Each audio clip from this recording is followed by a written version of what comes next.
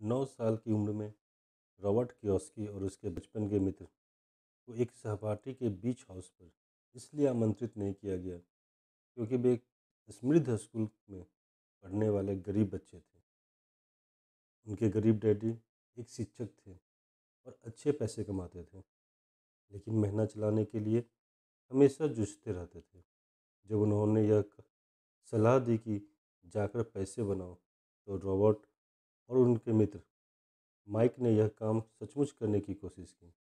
उन्होंने टूथपेस्ट के खाली ट्यूब के लिए, जो उस वक्त जस्ते से बनते थे, उन्होंने उन्हें पिघलाया और नकली निकल बनाने के लिए प्लास्टर के सांचों का इस्तेमाल किया। रॉबर्ट के डैडी ने उन्हें जल्दी ही सही राह पर पहुंचा दिया। उन्होंने यह सलाह दी कि उन्हें माइक के डैडी से पूछना चाहिए, जिन्होंने कभी 8वें ग्रेड की पढ़ाई पूरी नहीं की थी, लेकिन वे बहुत से सफल व्यवसाय चलाते थे।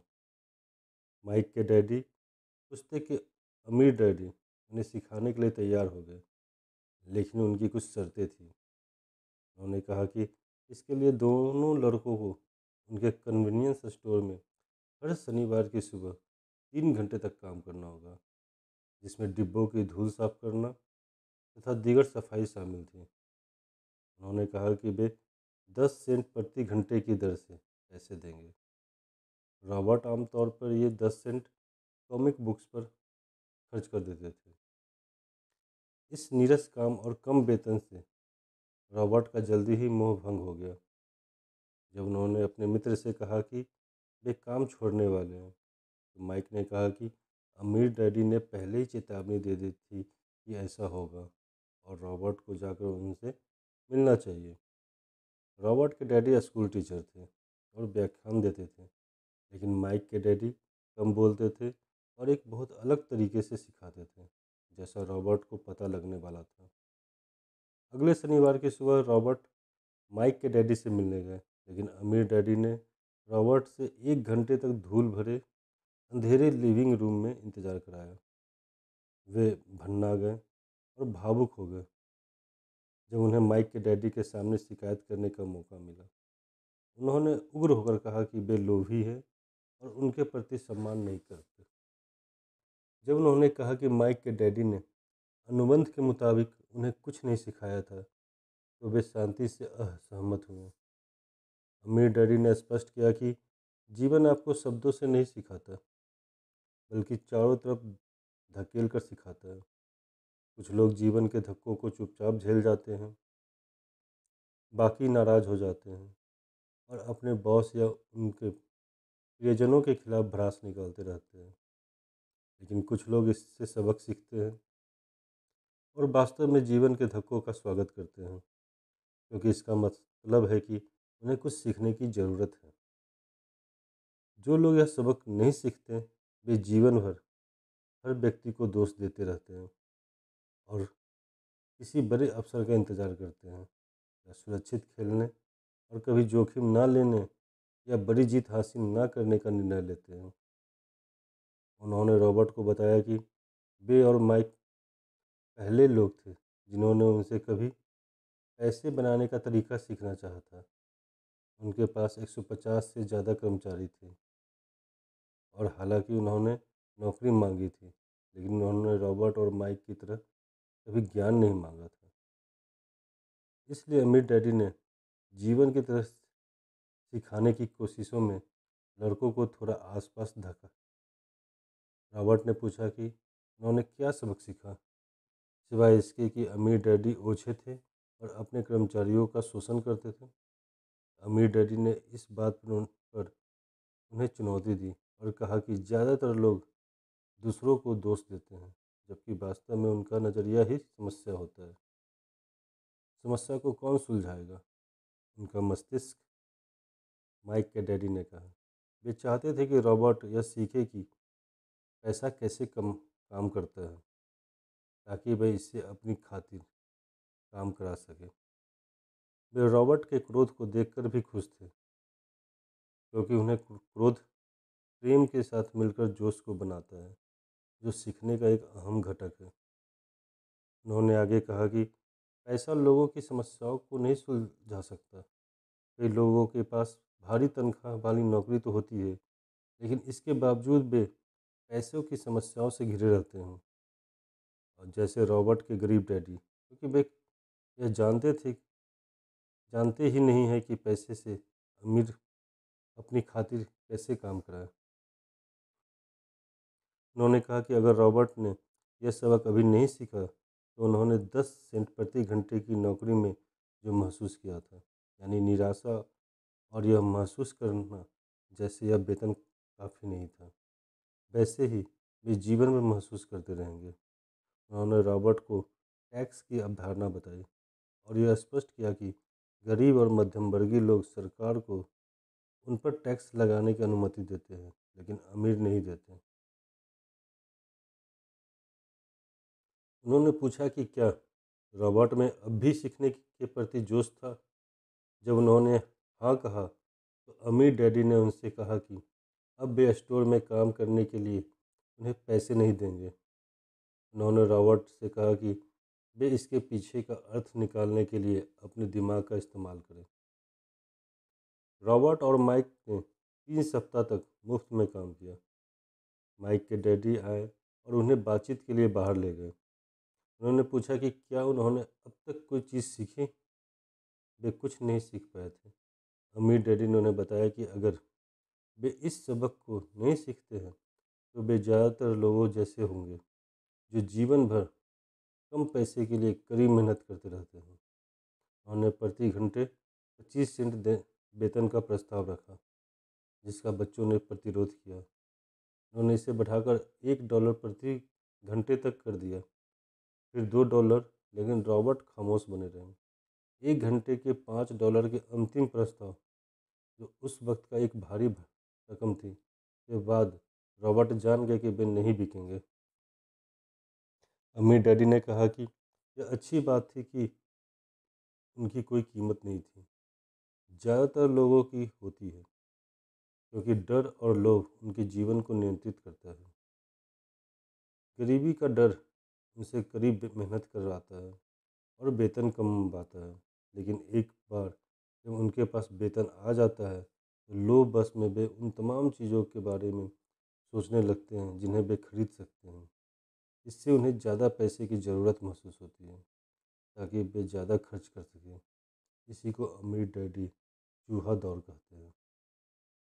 उन्होंने लड़कों को बताया कि पहला कदम खुद के सामने यह स्वीकार करना है कि वे क्या महसूस कर रहे हैं। अक्सर लोग तार्किक दृष्टि से सोचने के बजाय अपनी भावनाओं के तहत प्रतिक्रिया करते हैं। वे यह स्वीकार करने से डरते हैं कि पैसा ही उनके जीवन को चला रहा है, इसलिए पैसा उन्हें नियंत्रित करता है। ऐसी बात नहीं है कि इस डर का सामना सिर्फ गरीब ही जो करते हैं। अमीर लोगों को भी अक्सर डर लगता है। अमीर डैडी लड़कों को सिर्फ अमीर बनना ही नहीं सिखाते थे, क्योंकि वे पैसे से समस्या नहीं सुलझती है। अमीर डैडी ने उन्हें बताया कि स्कूल महत्वपूर्ण है, लेकिन ज़्यादातर लोगों के लिए यह शुरुआत नहीं बल्कि अंत है। और कुंजी यह है कि लड़के सोचने के लिए अपनी भावनाओं का इस्तेमाल करना सीखें, अपनी भावनाओं से सोचना न सीखें। उन्हें अपने विचारों का चयन करना चाहिए सीखना चाहिए। अमीर डैडी ने बताया कि वे पैसा कमाने के तरीकों पर निगाह रखें। जिस पल आप किसी अवसर को देख लेते हैं, आप जीवन भर अवसर को देखने लगेंगे। लड़कों ने ऐसा ही किया। जल्द ही उन्हें एक लाइब्रेरी बनाने का अवसर दिखा, जहां बच्चे प्रवेश शुल्क देकर 2 घंटे में मनचाही कॉमिक पुस्तक पढ़ सकते थे। बिना बिकी कॉमिक बुक्स जो कन्वीनियंस स्टोर में फेंक दी जाती थी। उन्होंने भारी मुनाफा कमाया और लाइब्रेरी का यह व्यवसाय 3 महीने तक अच्छी तरह चला, लेकिन फिर लाइब्रेरी में फसाद होने की वजह से इसे बंद करना पड़ा। लेकिन उन्होंने अपनी अनुपस्थिति में पैसे से अपनी खातिर काम कराने का पहला सबक सीख लिया था। वे ज़्यादा सीखने के लिए तैयार थे और माइक के डैडी उन्हें सिखाने के लिए तैयार थे। हम लगभग 3.5 दशक बाद रॉबर्ट और माइक से दोबारा मिलते हैं। माइक ने अपने पिता की कंपनी की बागडोर संभाल ली है और अमीर डैडी से भी अच्छा प्रदर्शन कर रहे हैं।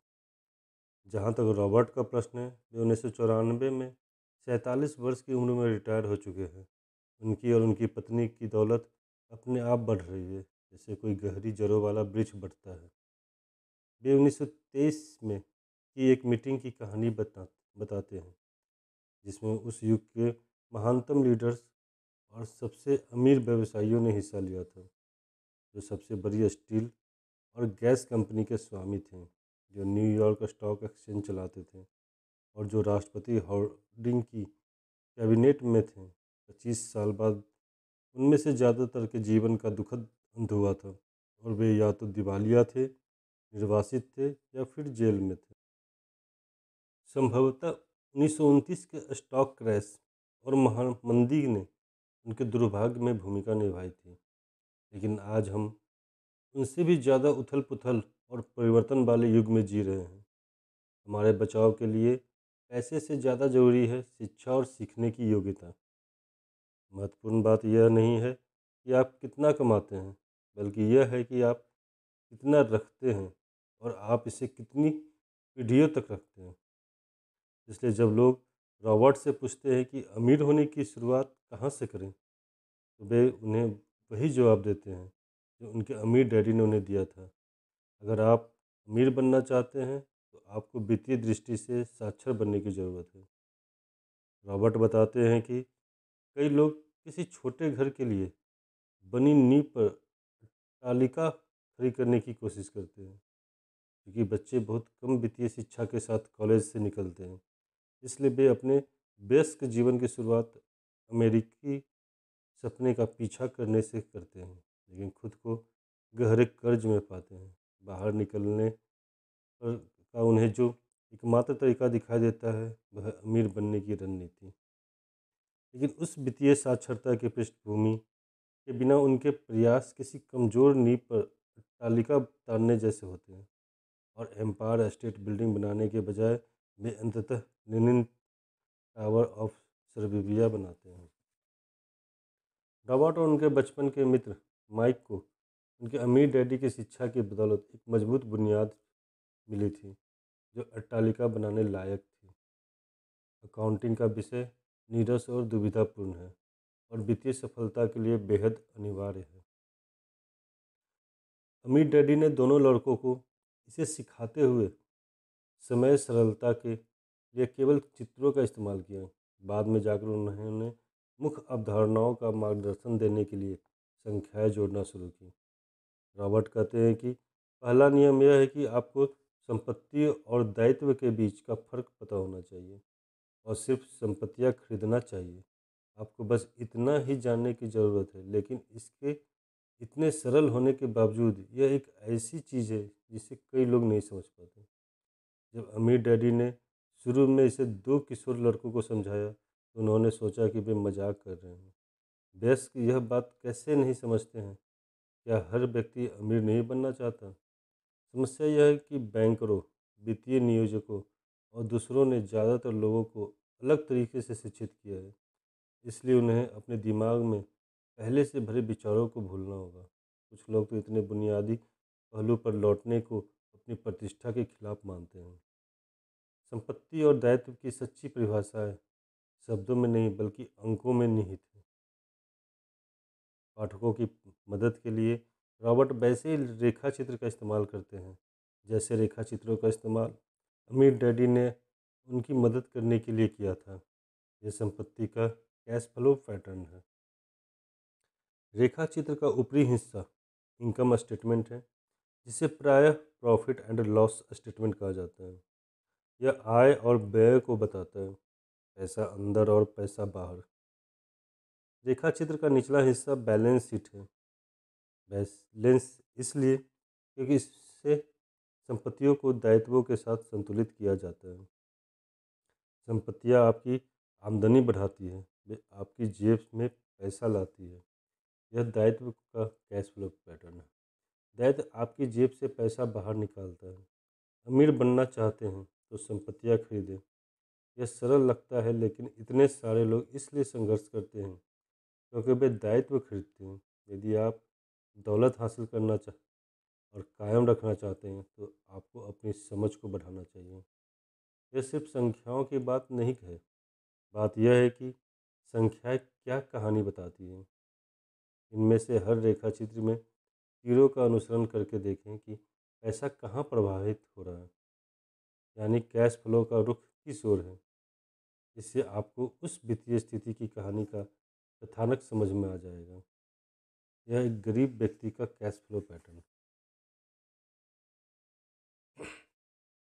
इन सरल रेखा चित्रों में कैश फ्लो यह कहानी बताता है कि हर व्यक्ति पैसे को कैसे संभालता है। प्रायः कर्ज में फंसे लोग यह सोचते हैं कि ज़्यादा पैसे कमाना ही उनकी समस्या का हल है, लेकिन ज़्यादा पैसे से उनकी समस्याएं नहीं सुलझ सकती, उल्टे कई गुना बढ़ जरूर सकती है। इसलिए इतने सारे लोग जिन्हें अचानक बहुत सारा पैसा मिलता है, जैसे लॉटरी या विरासत से, वे उसे तेज़ी से फूंक डालते हैं। ज़्यादा पैसों का परिणाम यह होता है कि खर्च भी उतना ही बढ़ जाता है। इतने सारे लोगों में जिस चीज़ की कमी है वह है वित्तीय शिक्षा। इसलिए वे अपने पेशे में सफल होने के बावजूद पैसे की तंगी से परेशान हो सकते हैं। हो सकता है कि उन्होंने पैसा बनाना तो सीख लिया हो, लेकिन यह नहीं सीख पाए कि इसका प्रबंधन कैसे किया जाए। बहुत बुद्धिमान लोग भी पैसे ढेले यानी वित्त के मामले में अंगूठा टेक हो सकते हैं। उन्होंने यह तो सीख लिया कि पैसे के लिए कड़ी मेहनत कैसे की जाए, लेकिन वे ये नहीं सीख पाए हैं कि पैसे से अपने लिए कड़ी मेहनत कैसे कराई जाए। रॉबर्ट एक युवा दंपत्ति की कहानी बताते हैं जिनकी शादी होती है और वे इकट्ठे जीवन शुरू करते हैं। उनकी आमदनी बढ़ने लगती है, लेकिन इसके साथ ही उनके खर्च भी बढ़ते जाते हैं। दंपत्ति पर पहली मार उसकी पड़ती है जो ज़्यादातर लोगों के लिए सबसे बड़ा खर्च होता है, टैक्स। और कई लोगों के लिए इनकम टैक्स सबसे बड़ा आघात नहीं होता, यह तो सोशल सिक्योरिटी होता है। यह लगभग 15% है।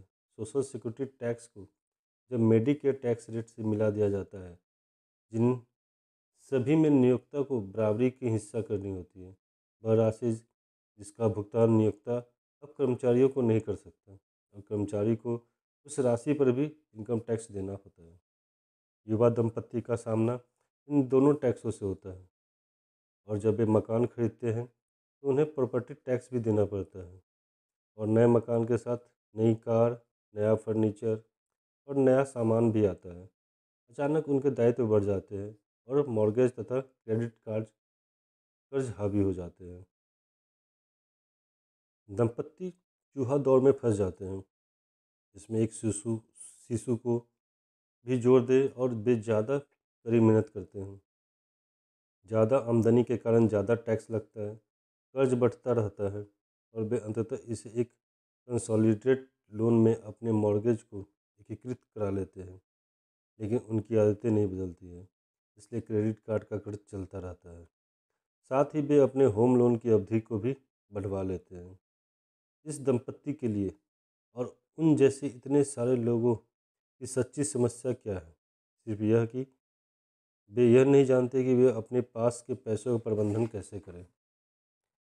इसका कारण यह है कि वे वित्तीय रूप से निरक्षर हैं और संपत्ति तथा दायित्व के सच्चे फर्क को नहीं समझते हैं। इतने सारे लोग यह प्रश्न करने का समय ही नहीं निकालते हैं कि क्या किसी चीज़ में समझदारी है। वे तो बस भीड़ का अनुसरण करते जाते हैं। अक्सर वे बिना सोचे समझे वह बात दोहरा देते हैं जो उन्हें बताई गई है। डाइवर्सिफाई। आपका घर एक संपत्ति है। आपको ज़्यादा कर्ज लेने के लिए टैक्स में छूट मिलती है। कोई सुरक्षित नौकरी खोजो। गलतियाँ मत करो, जोखिम मत करो।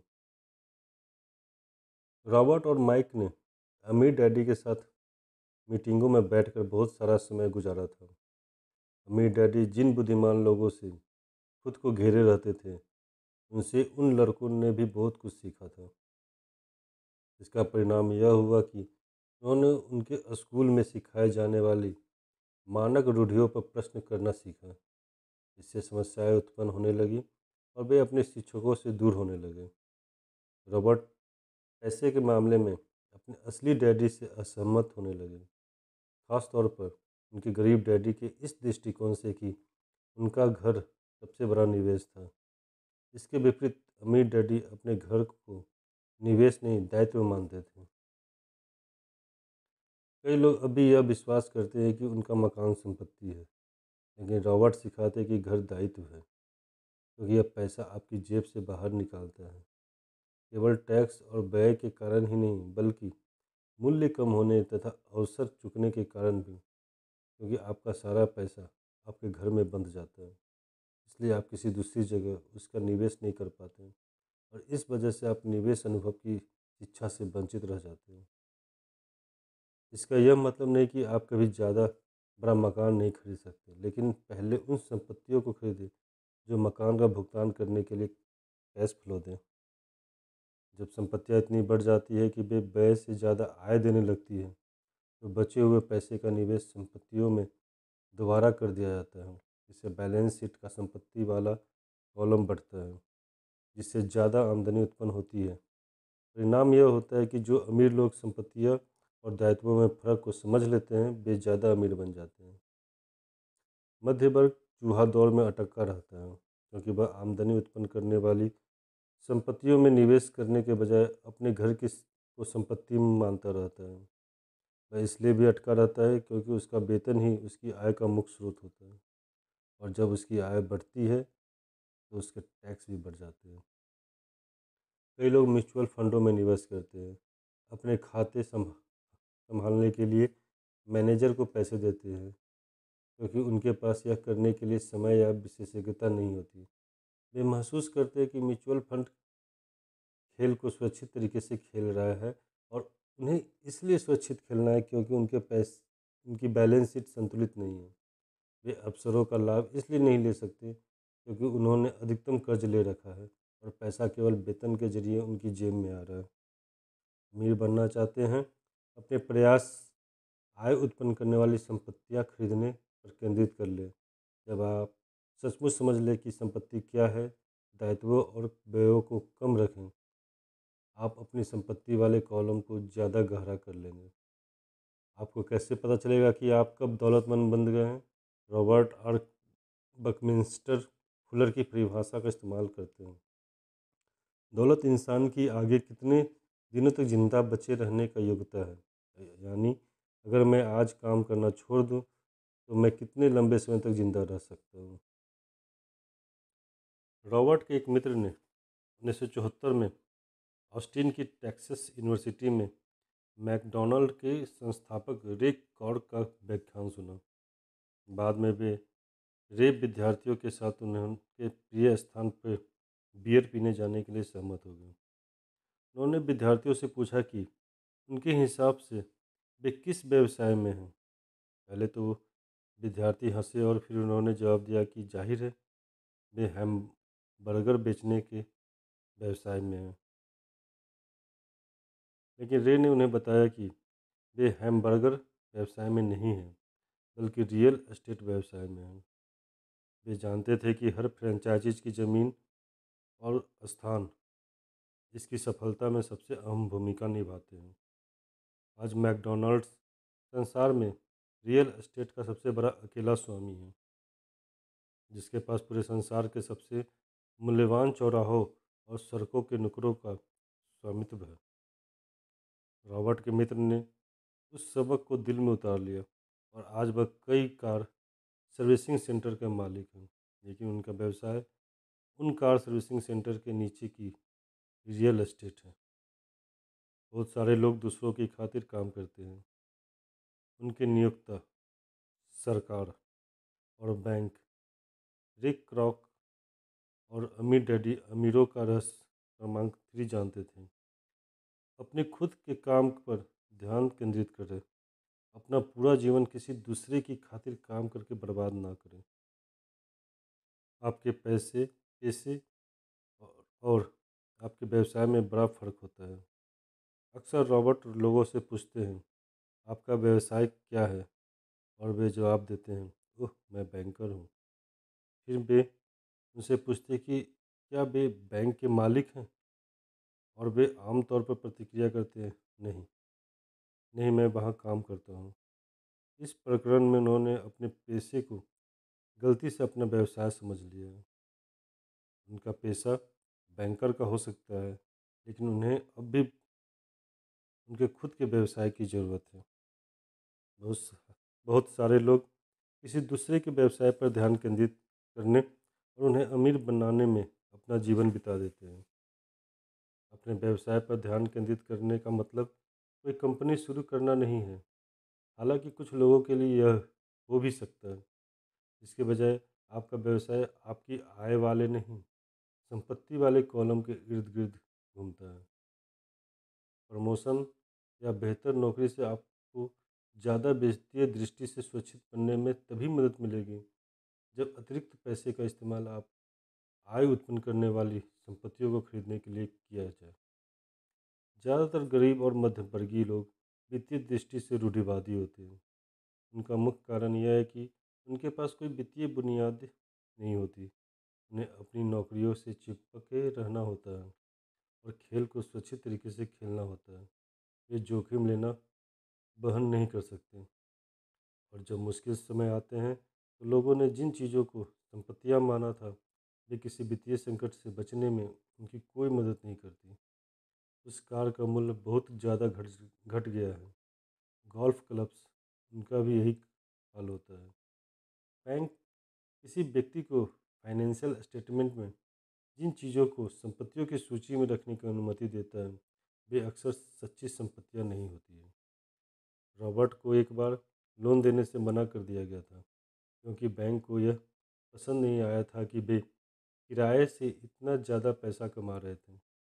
बैंक को यह भी चिंता थी कि उसके पास सामान्य नौकरी नहीं थी। लेकिन जब रॉबर्ट ने सूट, आर्ट कलेक्शन और अन्य व्यक्तिगत चीज़ों की उन संपत्तियों की सूची में शामिल किया तो बैंक वालों को कोई दिक्कत नहीं हुई। नेट वर्थ वह पैमाना नहीं है जो लोग सोचते हैं कि यह है। लोग जिन ज़्यादातर तथाकथित संपत्तियों के आधार पर अपनी नेट वर्थ तय करते हैं, वे उतनी मूल्यवान नहीं होती जितना वे सोचते हैं। या अगर उनका मूल्य बढ़ गया है तो होने वाले मुनाफे पर टैक्स लग जाएगा। इसलिए रॉबर्ट लोगों से कहते हैं कि वे अपने खुद के व्यवसाय पर ध्यान केंद्रित करें, दिन की नौकरी करते रहे लेकिन असली संपत्तियां खरीदना शुरू करें। दायित्व या व्यक्तिगत चीज़ें नहीं, जिनका घर लाने के बाद कोई सच्चा मूल्य नहीं रह जाता। व्यय को कम रखें, दायित्व कम करें और मेहनत से ठोस संपत्तियों की नींव बनाएं। अभिभावकों को अपनी संतानों के घर छोड़ने से पहले उन्हें यह सिखाने की ज़रूरत है ताकि वे समझ सकें कि सच्ची संपत्तियाँ क्या है। इसके फलस्वरूप वे खुद को कर्ज की जीवन शैली में नहीं फंसने देंगे। रॉबर्ट कहते हैं कि असली संपत्तियाँ निम्न श्रेणियों में आती हैं। ऐसे कारोबार जिनमें मुझे मौजूद रहने की ज़रूरत नहीं है, मैं उनका मालिक अवश्य हूँ, लेकिन दूसरे लोग उनका प्रबंधन करते हैं या उन्हें चलाते हैं। अगर मुझे भी वहाँ काम करना पड़े तो यह कारोबार नहीं होगा, यह तो नौकरी बन जाएगी। शेयर, बॉन्ड, आमदनी देने वाली रियल एस्टेट, नोट्स, बौद्धिक संपदा यानी संगीत, पटकथा और पेटेंट आदि से मिलने वाली रॉयल्टी। कोई अन्य चीज़ जिसका मूल्य हो, जो आमदनी देती हो या जिसका मूल्य बढ़ता हो और जिसका तैयार बाजार हो। उन संपत्तियों को हासिल करें जिनसे आप प्रेम करते हो।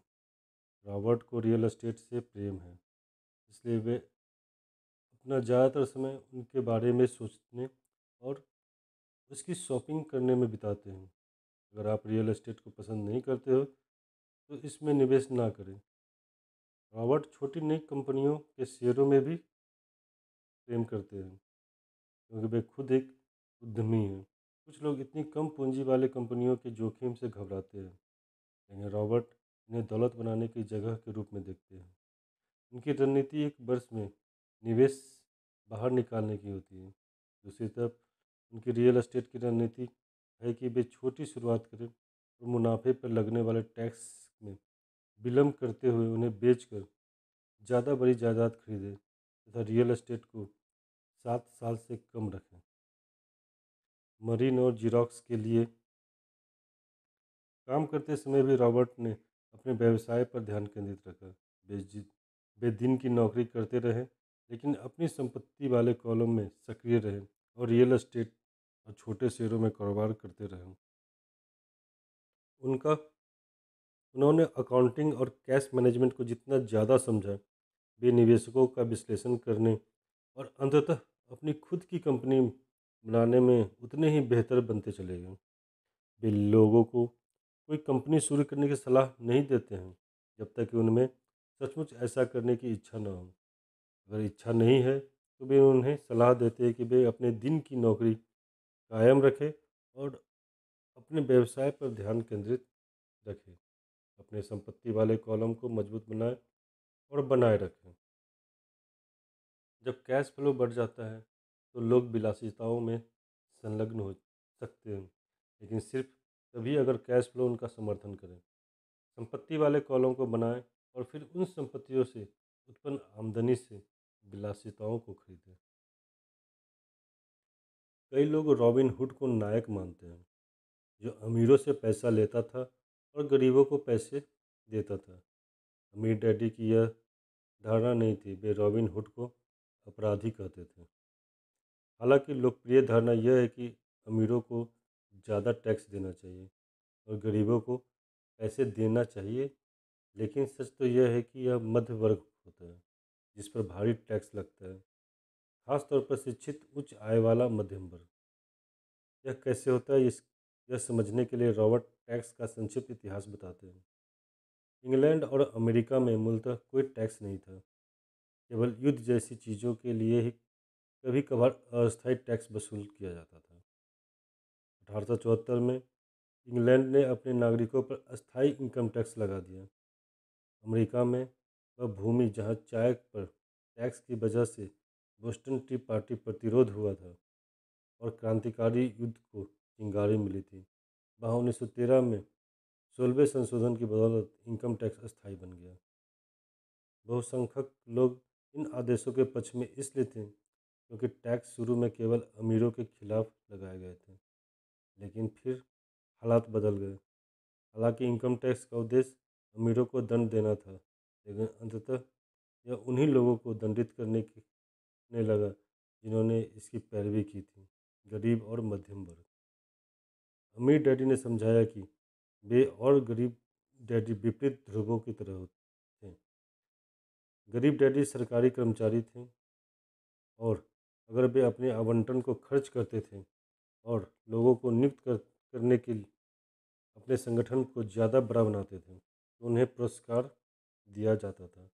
लेकिन अमीर डैडी जितने कम लोगों को नौकरी पर रखते थे और जितना कम पैसा खर्चा करते थे, उनके निवेशक उनका उतना ही ज़्यादा सम्मान करते थे। और जब सरकार फैलती है तो इसके समर्थन के लिए आवश्यक टैक्स डॉलरों की राशि में बढ़ जाती है। गरीब डैडी को सचमुच यह विश्वास था कि सरकार को लोगों की मदद करनी चाहिए। उन्होंने और रॉबर्ट की मां ने फिश कॉर्प में काम करते हुए मलेशिया, थाईलैंड और फिलीपींस जाने वाले स्वयंसेवकों को प्रशिक्षित किया था। ज़्यादा लोगों को नियुक्त करने के लिए वे हमेशा ज़्यादा अनुदान और बजट की मांग करते रहते थे। रॉबर्ट के लिए एक चुनौती थी कि वे शहर के सबसे बड़े पूंजीपतियों में से एक की खातिर काम करें और फिर घर पर एक शीर्ष सरकारी अधिकारी के पास जाए। इस डैडी पर भरोसा किया जाए, यह जानना आसान नहीं था। लेकिन जब रॉबर्ट ने टैक्स के इतिहास का अध्ययन किया तो उन्हें एक रोचक चीज़ पता चली। जब सरकार की पैसे की भूख बढ़ी तो जल्दी ही मध्य वर्ग पर भी टैक्स लगा दिया गया और वहाँ से यह नीचे की ओर खिसकता चला गया। लेकिन अमीरों ने एक अवसर देखा क्योंकि वे अलग नियमों से खेलते हैं। कॉरपोरेशंस जो समुद्री जहाज़ों के युग में लोकप्रिय हुए, टैक्स से बचने का तरीका प्रदान करते थे। कानूनी कॉरपोरेट तंत्र को समझने से अमीरों को एक भारी लाभ मिला और बुद्धिजीवियों से ज़्यादा चतुर बनने की अनुमति मिली। सरकार का आदर्श यह है कि पैसे का अतिशेष नहीं होना चाहिए। यदि आप अपनी आवंटित राशि खर्च करने में असफल रहते हैं तो यह जोखिम रहता है कि आप इसे अगले बजट में गंवा देंगे। दूसरी ओर व्यवसायियों को पैसे बचाने के लिए पुरस्कृत किया जाता है और उनकी कार्यकुशलता की प्रशंसा की जाती है। जब सरकार ने अपने आदर्श जारी रखे और ज़्यादा पैसे खर्च करती चली गई तो ज़्यादा टैक्सों की ज़रूरत पड़ी, इस बार मध्य वर्ग और अंततः गरीबों पर। कॉरपोरेशन सिर्फ एक कानूनी दस्तावेज होता है जिससे एक कानूनी संस्था बनती है। यह दरअसल कोई चीज़ नहीं होती या कोई फैक्ट्री या लोगों का समूह नहीं होता, लेकिन कॉरपोरेशन की इनकम टैक्स दर व्यक्तिगत इनकम टैक्स दर से कम होती है। इसके अलावा कॉरपोरेशन को टैक्स चुकाने से पहले कुछ खर्च करने की अनुमति होती है। जो लोग उठकर अपनी नौकरी करने के लिए ऑफिस जाते हैं और टैक्स चुकाते हैं, अगर वे समझ सके कि अमीर लोग खेल को कैसे खेलते हैं तो वे भी ऐसा कर सकते हैं। समस्या यह है कि आप किसी नौकरी में जितना ज़्यादा मेहनत से काम करते हैं, आपको सरकार को उतना ही ज़्यादा टैक्स देना होगा। टैक्स अंततः उन्हीं लोगों को दंडित करते हैं जिन्होंने उनके पक्ष में पैरवी की थी। अमीरों को दंडित करने का प्रयास शायद ही कभी काम करते हैं, क्योंकि अमीर लोग अपने टैक्स के बोझ को न्यूनतम करने के तरीके खोज लेते हैं। ऐसा ही एक तरीका है इंटरनल रेवेन्यू कोड का अनुच्छेद 1031। इसमें बेचने वाले को किसी मकान या ज़मीन बेचने से हुए मुनाफे पर टैक्स नहीं देना पड़ता, अगर वह उससे महंगा मकान या ज़मीन खरीद ले। जब तक आप पुरानी रियल एस्टेट्स बेचकर ज़्यादा महंगी रियल एस्टेट खरीदते रहें, तब तक आपको मुनाफे पर टैक्स नहीं देना पड़ता। जो लोग कानून द्वारा दी जाने वाली इन टैक्स बचतों का लाभ नहीं लेते हैं, वे अपनी संपत्ति वाले कॉलम को मजबूत करने का बहुत बड़ा मौका गंवा रहे हैं। जब अमीर डैडी रॉबर्ट को मार्गदर्शन दे रहे थे, तो उन वर्षों में वे उन्हें यह सिखाने की कोशिश कर रहे थे कि ज्ञान ही शक्ति है और पैसे के साथ वह भारी शक्ति आती है, जिसे बनाए रखने और कई गुना करने के लिए सही ज्ञान की ज़रूरत होती है। इस ज्ञान के बिना संसार आपको चारों ओर धकाता रहता है। टैक्स अधिकारी वह दबंग व्यक्ति होता है जो हमेशा ज़्यादा ले लेगा, बशर्ते आप उससे लेने दें। अपने पैसे से अपनी खातिर काम कराकर उसे ऐसा ना करने दें। चतुर टैक्स परामर्शदाता और वकीलों की फीस चुकाने से ज़्यादा होता है, क्योंकि वह सरकार को टैक्स देने से ज़्यादा सस्ता पड़ता है। कानून ना जानना महंगा पड़ता है। लगभग 25 साल के आसपास जब वे मरीन कॉर्प से बाहर निकले और जीरोक्स के लिए काम कर रहे थे, तब रॉबर्ट निराश हुए कि उनके वेतन से कितना ज़्यादा टैक्स कट जाता है। इससे वे 1974 में अपना पहला कॉरपोरेशन बनाने के लिए प्रेरित हुए, जिससे वे रियल एस्टेट में निवेश करने की खातिर अधिकाधिक पैसा इकट्ठा करने की फिराक में अपने दिन की नौकरी में ज़्यादा कड़ी मेहनत करने के लिए भी प्रोत्साहित हुए। वे जीरोक्स के शीर्ष सेल्स पीपल में से एक बन गए। 3 साल से भी कम समय में वे अपने रियल एस्टेट होल्डिंग कॉरपोरेशन से इतना कमा रहे थे जितना जीरोक्स में काम करके नहीं कमा रहे थे। उनकी कंपनी ने उनके लिए उनकी पहली पोर्स कार खरीदी, जो इस बात का प्रमाण थी कि योजना काम कर रही थी। उन्होंने अमीर डैडी से जो सबक सीखे थे, उनकी बदौलत वे कम उम्र में ही चूहा दौर से बाहर निकलने में कामयाब हुए और वे यही करने में दूसरों की भी मदद करना चाहते हैं। फाइनेंशियल आईक्यू या वित्तीय बुद्धि से भी यह संभव होता है। यह 4 चीज़ों से बनती है: अकाउंटिंग, वित्तीय साक्षरता या संख्याओं को पढ़ने की योग्यता, और किसी व्यवसाय की शक्तियों तथा कमजोरियों का आकलन करने की योग्यता। निवेश, पैसे से पैसे बनाने का विज्ञान और रणनीतियाँ। बाजारों को समझना, मांग और पूर्ति का विज्ञान तथा बाजार की परिस्थितियाँ। और कानून, टैक्स लाभ तथा सुरक्षा। दीर्घकालीन दौलत के संदर्भ में इस कानूनी लाभों को समझना अनिवार्य है। मिसाल के तौर पे कॉरपोरेशन टैक्स चुकाने से पहले कुछ खर्च कर सकता है, जबकि कर्मचारी पर पहले टैक्स लगता है और फिर वह बचे हुए पैसों को खर्च करता है। कॉरपोरेशन के लिए हवाई में बोर्ड मीटिंग, कार का भुगतान और बीमा तथा हेल्थ क्लब सदस्य सदस्यताएं टैक्स से पहले के खर्चों में शामिल हो सकती है। कॉरपोरेशन मुकदमों से भी कानूनी सुरक्षा प्रदान करते हैं। जब कोई किसी दौलतमंद व्यक्ति पर दावा ठोकता है तो उन्हें अक्सर कानूनी संरक्षण की कई परतें मिलती है और अक्सर यह पता चलता है कि वह दौलतमंद व्यक्ति दरअसल किसी चीज़ का स्वामी नहीं है। वे हर चीज़ को नियंत्रित करते हैं और लेकिन किसी चीज़ के स्वामी नहीं होते। जो लोग वैध संपत्तियां के स्वामी हैं, रॉबर्ट उनके कॉरपोरेशन के लाभों तथा सुरक्षाओं के बारे में ज़्यादा पता लगाने का आग्रह करते हैं। गैरेट सटन की पुस्तकें सहायता कर सकती है। सारांश में, कॉरपोरेशन वाले बिजनेस मालिक कमाते हैं, खर्च करते हैं, टैक्स चुकाते हैं। वे कर्मचारी जो कॉरपोरेशन के लिए काम करते हैं, कमाते हैं, टैक्स चुकाते हैं और फिर खर्च करते हैं। रॉबर्ट दो विरोधी उदाहरण देते हैं। सबसे पहले अलेक्जेंडर ग्राहम बेल की कहानी, जो उनके प्रोडक्ट पर भारी मांग देखकर चकित थे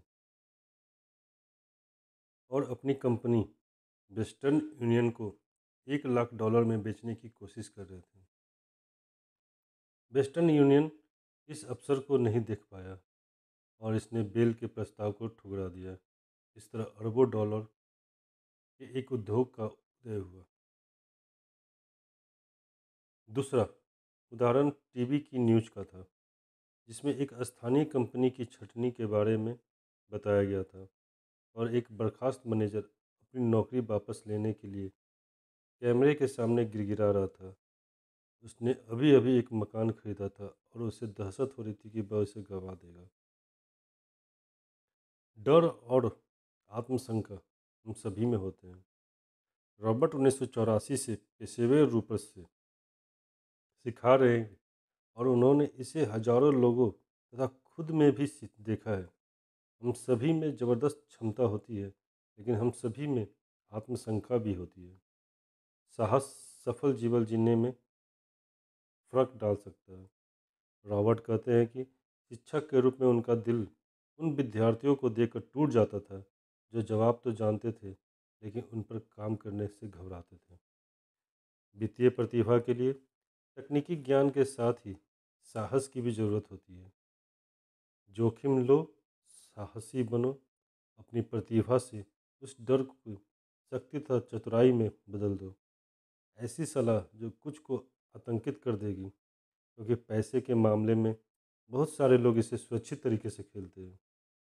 हमारे संसार में आगे कई परिवर्तन हैं और अपने वित्तीय आईक्यू को विकसित करने से आपको भविष्य के परिवर्तनों को दहशत नहीं बल्कि रोमांच के चश्मे से देखने की अनुमति मिलती है। आप अवसरों को देखेंगे और उन पर काम करेंगे, उन लोगों के विपरीत जो अपने डर की वजह से हाशिए पर रह जाते हैं और दूसरों को साहस से आगे बढ़ते देखते हैं।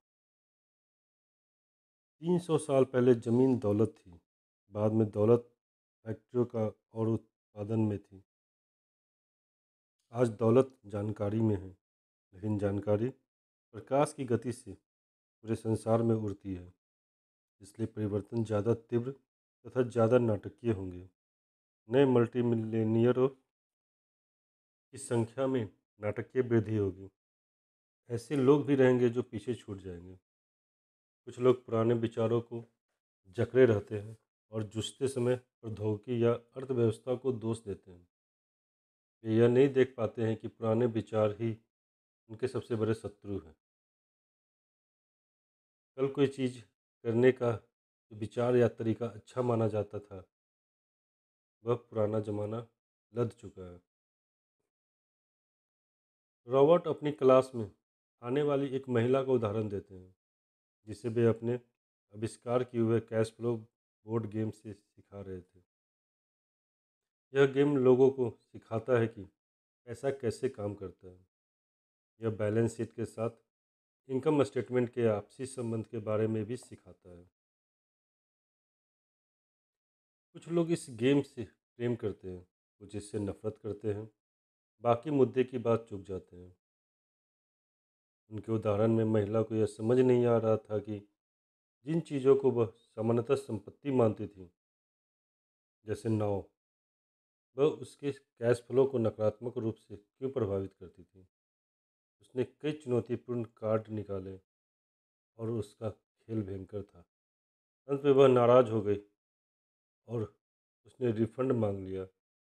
वह यह मानने को तैयार नहीं थी कि खेल उसकी मानसिकता की झलक दिखाता है। खेल सीखने सिखाने के शक्तिशाली साधन हैं, क्योंकि वे व्यवहार की झलक होते हैं और तुरंत फीडबैक देते हैं। बाद में रॉबर्ट को उस नाराज महिला के बारे में आगे की जानकारी मिली। वह शांत हो गई थी और खेल तथा अपने जीवन के बीच थोड़ा संबंध भी देखने लगी थी। उसने अपने तथा अपने पूर्व पति के पैसों पर कभी ध्यान नहीं दिया था और इसकी वजह से उसे नुकसान हुआ था। कैश फ्लो गेम का उद्देश्य खिलाड़ियों को यह सिखाना है कि वे नए तथा विभिन्न वित्तीय विकल्प सोचें और बढ़ाएं। कुछ लोग यह काम आसानी से कर लेते हैं, बाकी जूझते हैं। इनका वित्तीय मस्तिष्क सृजनात्मक होता है, वे सबसे तेज़ी से चूहा दौर से बाहर निकल जाते हैं। इस खेल को खेलने वाले कुछ लोगों के पास बहुत सा पैसा होता है, लेकिन उन्हें यह समझ नहीं आता कि वे इसका क्या करें। यह जीवन में भी सच है। इस खेल को खेलने वाले कुछ लोग शिकायत करते हैं कि उन्हें सही कार्ड नहीं मिल रहा है और वे वहाँ बस बैठे रहते हैं। कुछ को एक भारी अवसर वाला कार्ड मिल जाता है, लेकिन उनके पास उस पर काम करने के लिए पैसे नहीं होते।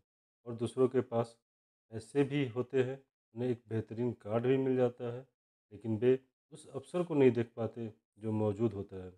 ये सारे व्यवहार असल जीवन में भी होते हैं। वित्तीय बुद्धि का मतलब है ज़्यादा विकल्प होना, अवसर उत्पन्न करने वाले तरीके सोचना या स्थितियों को इस तरह बदलना ताकि वे आपके पक्ष में काम करें। भाग्य को बनाया जाता है, इसलिए जाकर अपना भाग्य बनाएं। ऐसा जो असली नहीं होता है, लेकिन बल्कि सिर्फ वह होता है जिसे मानने के लिए हम सहमत होते हैं। हमारी सबसे बड़ी संपत्ति नहीं है, हमारी सबसे बड़ी संपत्ति तो हमारा मस्तिष्क है। इसे अच्छी तरह प्रशिक्षित करें। विचारों और अनुबंधों के दम पर एक करोड़ों डॉलर कमाए जा सकते हैं। हर महीने थोड़े पैसे बचाना एक दमदार विचार है, लेकिन इससे आप वास्तविकता के प्रति अंधे हो सकते हैं और विकास के ज़्यादा महत्वपूर्ण अवसरों को चूक सकते हैं। 1990 के दशक की शुरुआत में फिनिक्स की अर्थव्यवस्था बहुत खराब थी। रॉबर्ट और उसकी पत्नी किम ने रियल एस्टेट में निवेश करके इसका लाभ लिया। उन्होंने एक उदाहरण दिया कि उन्होंने $75,000 मूल्य का एक घर $20,000 में खरीद लिया, जिसके डाउन पेमेंट के लिए उन्होंने एक मित्र से $200 के ब्याज पर $2,000 उधार लिए।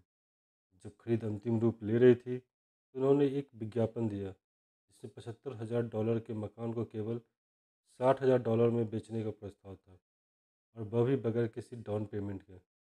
जैसे ही मकान कानूनी रूप से उनका हुआ, उन्होंने चंद मिनटों में ही इसे बेच दिया। हर व्यक्ति खुश था और खरीदार से प्रोमिसरी नोट के रूप में रॉबर्ट के संपत्ति वाले कॉलम में $40,000 उत्पन्न हो गए। 10% ब्याज पर कैश फ्लो में हर साल $4,000 आने लगे और उनकी आमदनी बढ़ गई। कुल कामकाजी समय 5 घंटे। और अगर खरीदार अंततः भुगतान न कर पाए, तो वे घर को जब्त करके दोबारा बेच देंगे। यह हर महीने टैक्स के बाद बचत करने की रणनीति से ज़्यादा लाभकारी है। यह कानूनी है। एस्ट्रो कंपनी भुगतान की सर्विसिंग को संभालती है और रॉबर्ट या किम छतों या टॉयलेटों की मरम्मत से सिर दर्द से बचे रहते हैं, क्योंकि खरीदार खुद मकान का मालिक होता है। कुछ साल बाद फिनिक्स का बाजार उठ गया और अब वहाँ ज़्यादा अच्छे सौदे मिल सकते थे, इसलिए वे आगे बढ़ गए। आप जहाँ हैं वहाँ बाजार की परिस्थितियाँ अलग हो सकती है, इसलिए हो सकता है कि यह रणनीति आपके लिए काम ना करे, लेकिन यह उदाहरण बताता है कि किस तरह एक सरल वित्तीय प्रक्रिया से लाखों डॉलर कमाए जा सकते हैं, और वह भी बहुत कम पैसे तथा जोखिम के साथ। यह इस बात का उदाहरण है कि पैसा और कुछ नहीं, केवल अनुबंध है। आप क्या ज़्यादा पसंद करेंगे? कड़ी मेहनत करना, टैक्स देना और बचे हुए पैसों से बचत करना? उसमें किसी तरह की बढ़ोतरी या दोबारा टैक्स लगाने लगेगा, या फिर अपनी वित्तीय बुद्धि को विकसित करने में समय लगाना। बाजार ऊपर जाते हैं और नीचे आते हैं, निवेश आते हैं और जाते हैं। संसार आपको जीवन में एक बार मिलने वाले अवसर हमेशा थमाता रहता है। आपको तो बस उन्हें देखने की ज़रूरत होती है। रॉबर्ट पोर्टलैंड ओरेगोन में एक गिरे हुए बाजार में $45,000 में एक मकान खरीदने का उदाहरण देते हैं, जिसे उन्होंने बहुत कम मुनाफे के किराए पर दिया था। लेकिन एक साल बाद बाजार में उछाल आ जाता है और वे इसे $95,000 में बेच देते हैं। होने वाले मुनाफे का निवेश वे बीवर्टन ओरेगोन के 12 यूनिट और $3 लाख वाले एक अपार्टमेंट हाउस में कर देते हैं।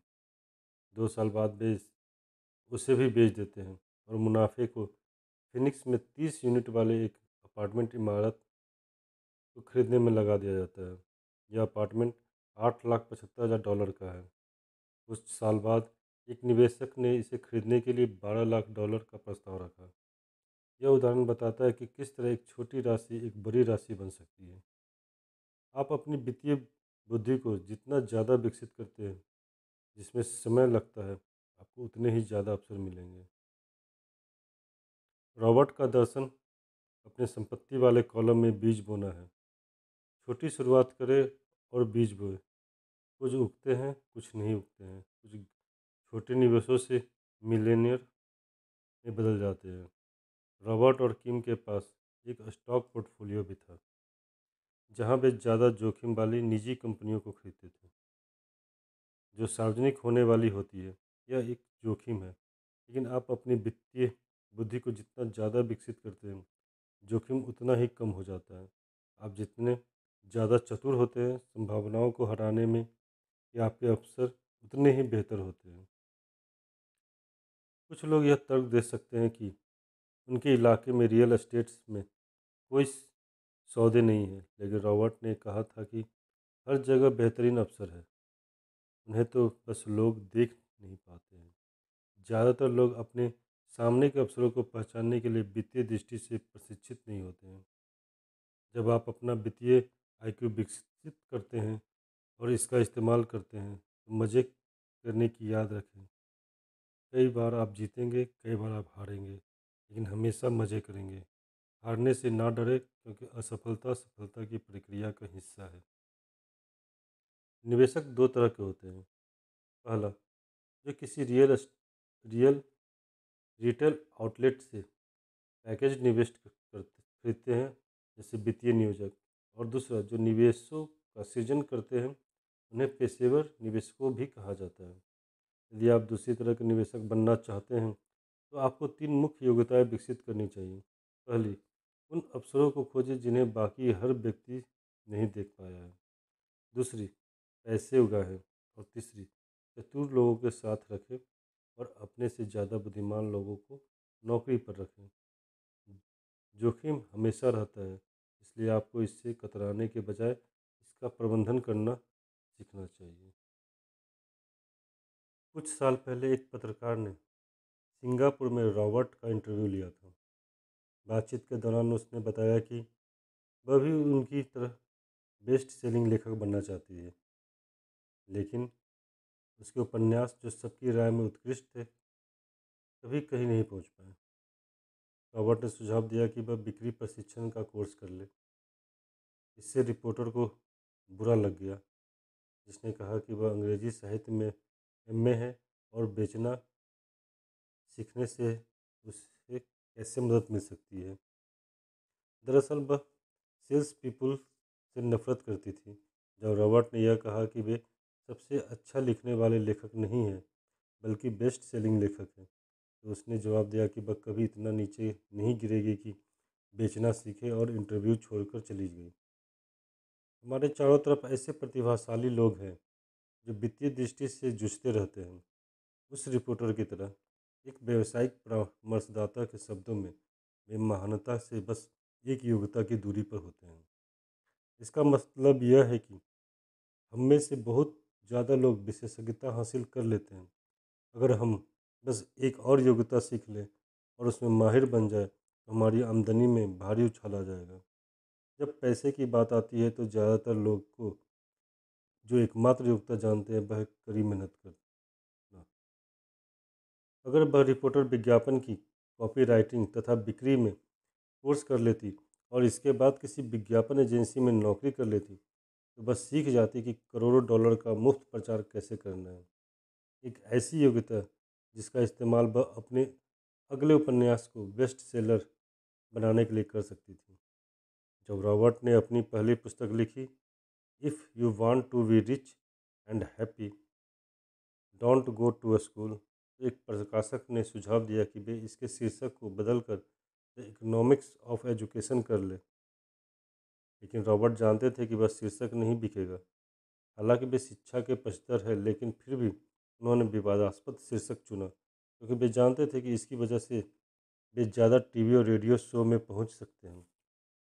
और यह कामयाब हुआ। जब उन्होंने 1969 में यूएस मर्चेंट मरीन एकेडमी में से पढ़ाई पूरी कर ली तो उन्हें स्टैंडर्ड ऑयल टैंकर फ्लीट पर थर्ड मेट की नौकरी दी गई। वेतन ठीक था और साल में 5 महीने की छुट्टियां थीं। यह एक अच्छा करियर हो सकता था, लेकिन 6 महीनों के बाद रॉबर्ट ने मरीन कॉर्प में शामिल होने तथा विमान उड़ाना सीखने के लिए नौकरी छोड़ दी। विशेषज्ञ बनने के बजाय, जैसा बहुत सारे लोग कहते हैं, जिनमें गरीब डैडी की भी शामिल थे, रॉबर्ट ने नई योग्यता सीखने पर जोर दिया। अमीर डैडी ने प्रोत्साहित किया कि वे बहुत सारी चीज़ों के बारे में थोड़ी थोड़ी जानकारी रखें। इसलिए रॉबर्ट और उसके मित्र माइक ने बड़े होते समय ढेर सारे अनुभव हासिल करने के लिए इतनी सारी नौकरियां की थी। गरीब डैडी को स्टैंडर्ड ऑयल की नौकरी छोड़ने का निर्णय ही समझ नहीं आया। वे सोच रहे थे कि रॉबर्ट शिप्स ऑफिसर बनने के लिए स्कूल गए थे, लेकिन अमीर डैडी जानते थे कि रॉबर्ट अंतर्राष्ट्रीय व्यापार के बारे में सीखने के लिए स्कूल गए थे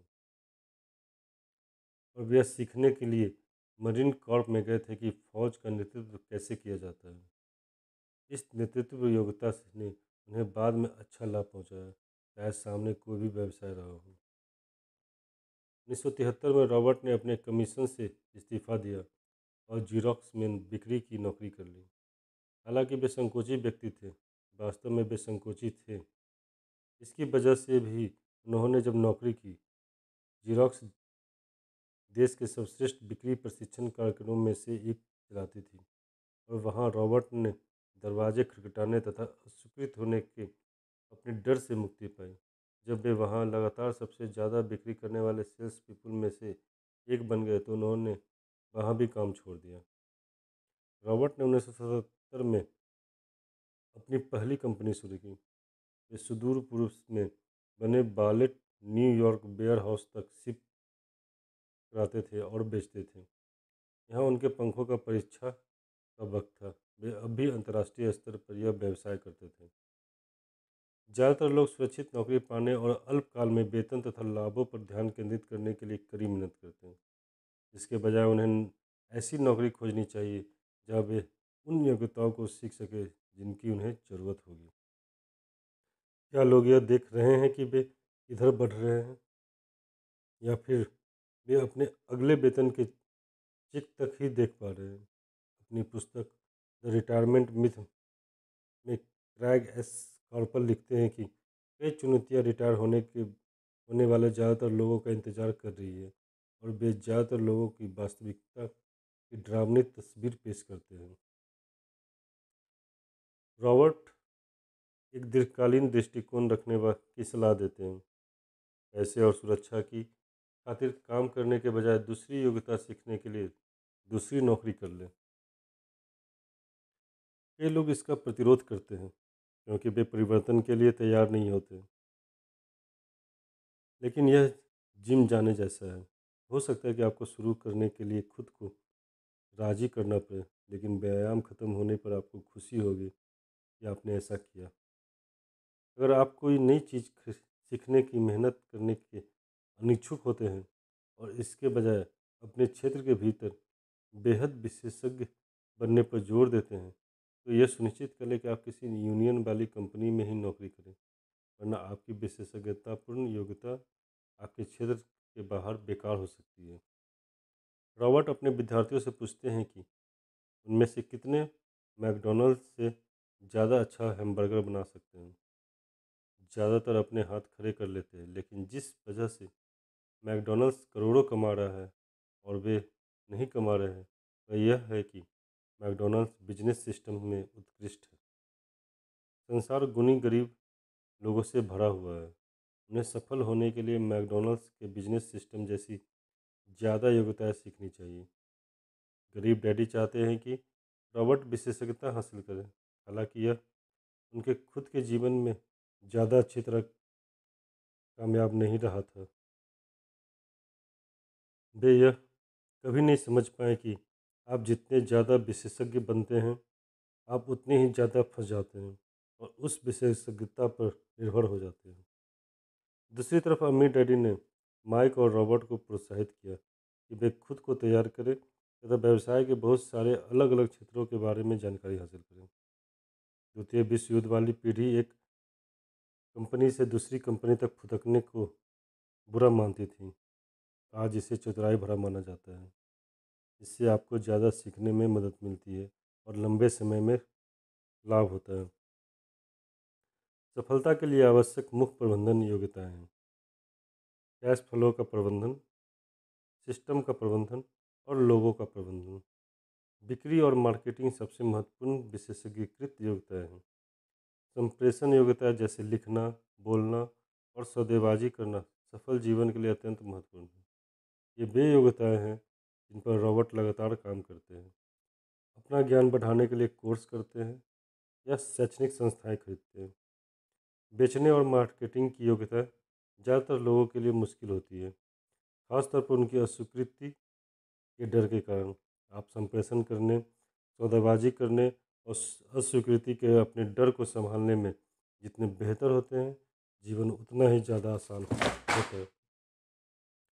तकनीकी दृष्टि से विशेषज्ञ होने की अपनी शक्तियाँ और कमजोरियाँ होती है। इस श्रेणी के लोगों को अपनी संप्रेषण योग्यता को बढ़ाना चाहिए।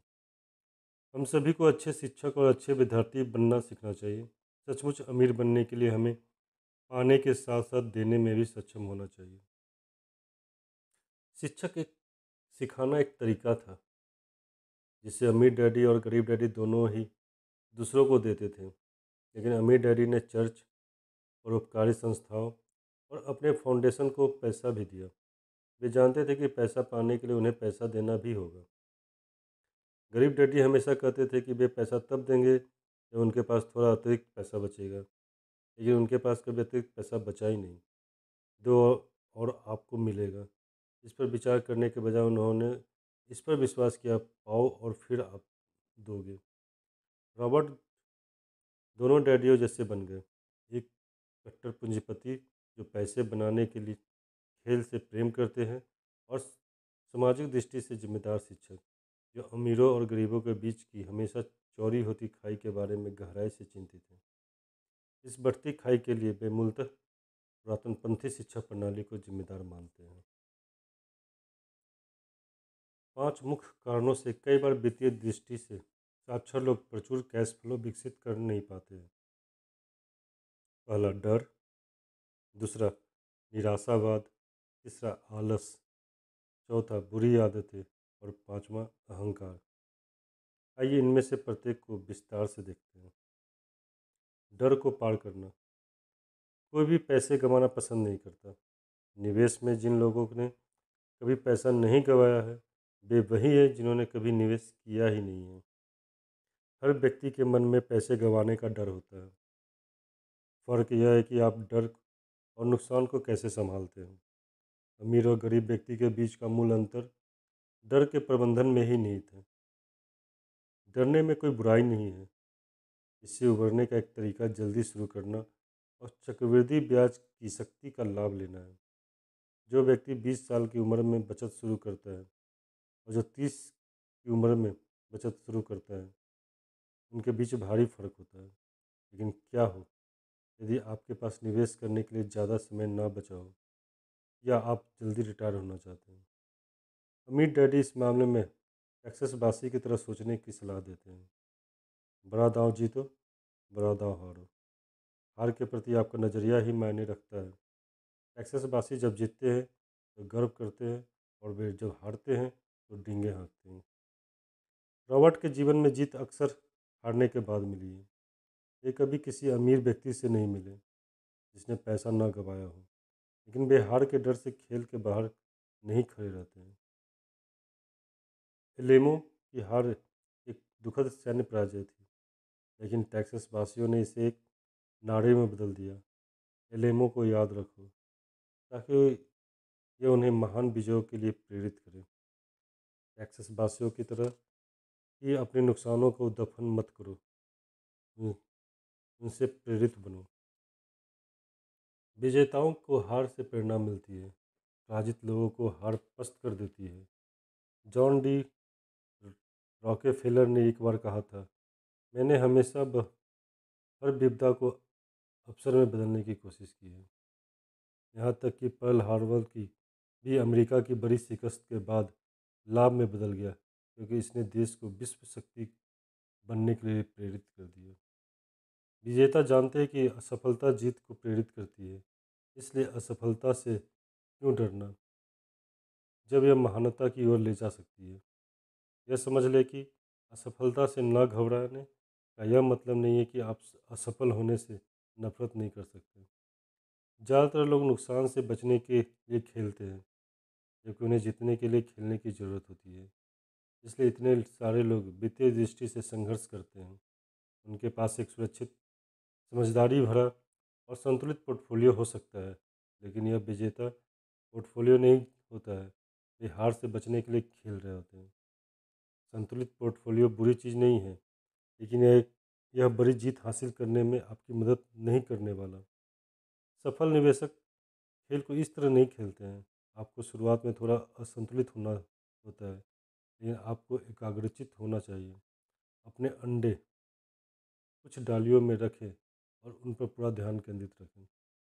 अपनी संपत्ति वाले कॉलम को बनाने या बढ़ाने में मुश्किल गणित की ज़रूरत नहीं होती, लेकिन इसके लिए असफलता के प्रति साहस और सही नज़रिए की ज़रूरत अवश्य होती है। निराशावाद को पार करना, चाहे यह हमारी खुद की आत्मशंका हो या दूसरे लोगों की शंकाएं हों, अक्सर हम उन शंका की वजह से काम नहीं करते। हम खेल को सुरक्षात्मक अंदाज में खेलते हैं। नतीजा यह होता है कि अवसर हमारे पास से गुजर जाते हैं। अफवाहों, निराशा तथा क़यामत की बातों की वजह से अपनी शंकाओं तथा डरों को उत्तेजित न होने देने के लिए भारी साहस की ज़रूरत होती है। लेकिन समझदार निवेशक जानता है कि सबसे बुरे दिखने वाले समय ही दरअसल पैसे बनाने की सर्वश्रेष्ठ समय होते हैं। जब हर दूसरा व्यक्ति काम करने से बहुत ज़्यादा डरता है, तो वे ट्रिगर दबा देते हैं और उन्हें इसका पुरस्कार मिलता है। रॉबर्ट ने एक मित्र का उदाहरण बताया, जो बेहतरीन कीमत पर एक निवेश कॉन्डो खरीदने वाला था, लेकिन आखिरी मिनट पर पीछे हट गया जब एक पड़ोसी ने उससे कहा कि यह बुरा सौदा है। पड़ोसी निवेशक नहीं था। अगर वह इस सौदे को कर लेता तो उसका निवेश दुगना हो जाता और वह चूहा दौर से बाहर निकलना शुरू कर देता। रॉबर्ट अपनी संपत्तियों का एक छोटा हिस्सा सीडी, सर्टिफिकेट्स ऑफ डिपॉजिट के बजाय टैक्स लियन सर्टिफिकेट्स में रखते हैं।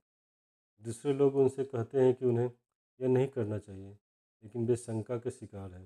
उन्होंने यह काम कभी नहीं किया है और वे इसे करने वाले व्यक्ति को बता रहे हैं कि यह काम उसे क्यों नहीं करना चाहिए। रॉबर्ट को 16% न्यूनतम प्रतिफल की तलाश है, लेकिन शंका से भरे लोग इससे कहीं कम प्रतिफल को स्वीकार करने के लिए तैयार रहते हैं।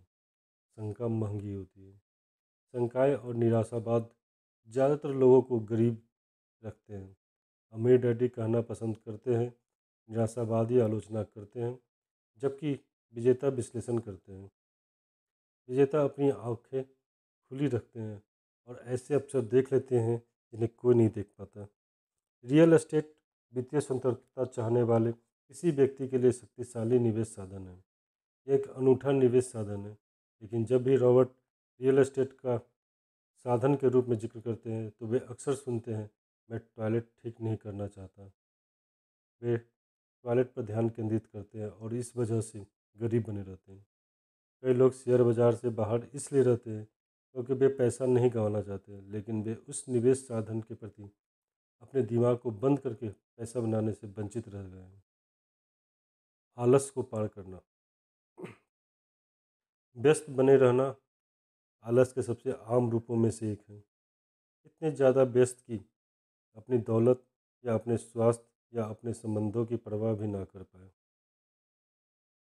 इलाज क्या है? थोड़ा लालच। यह सुनना मुश्किल हो सकता है क्योंकि हम में से कई लोगों को परवरिश इस तरह हुई है कि लालच या इच्छा को बुरी चीज़ माना जाता है। मैं इसका खर्च नहीं उठा सकता। यह कहने के बजाय आप मानसिकता को बदल कर यह कर ले, मैं इसका खर्च कैसे उठा सकता हूँ। यह मस्तिष्क को खोल देता है और इसे समाधान सोचने के लिए विवश करता है।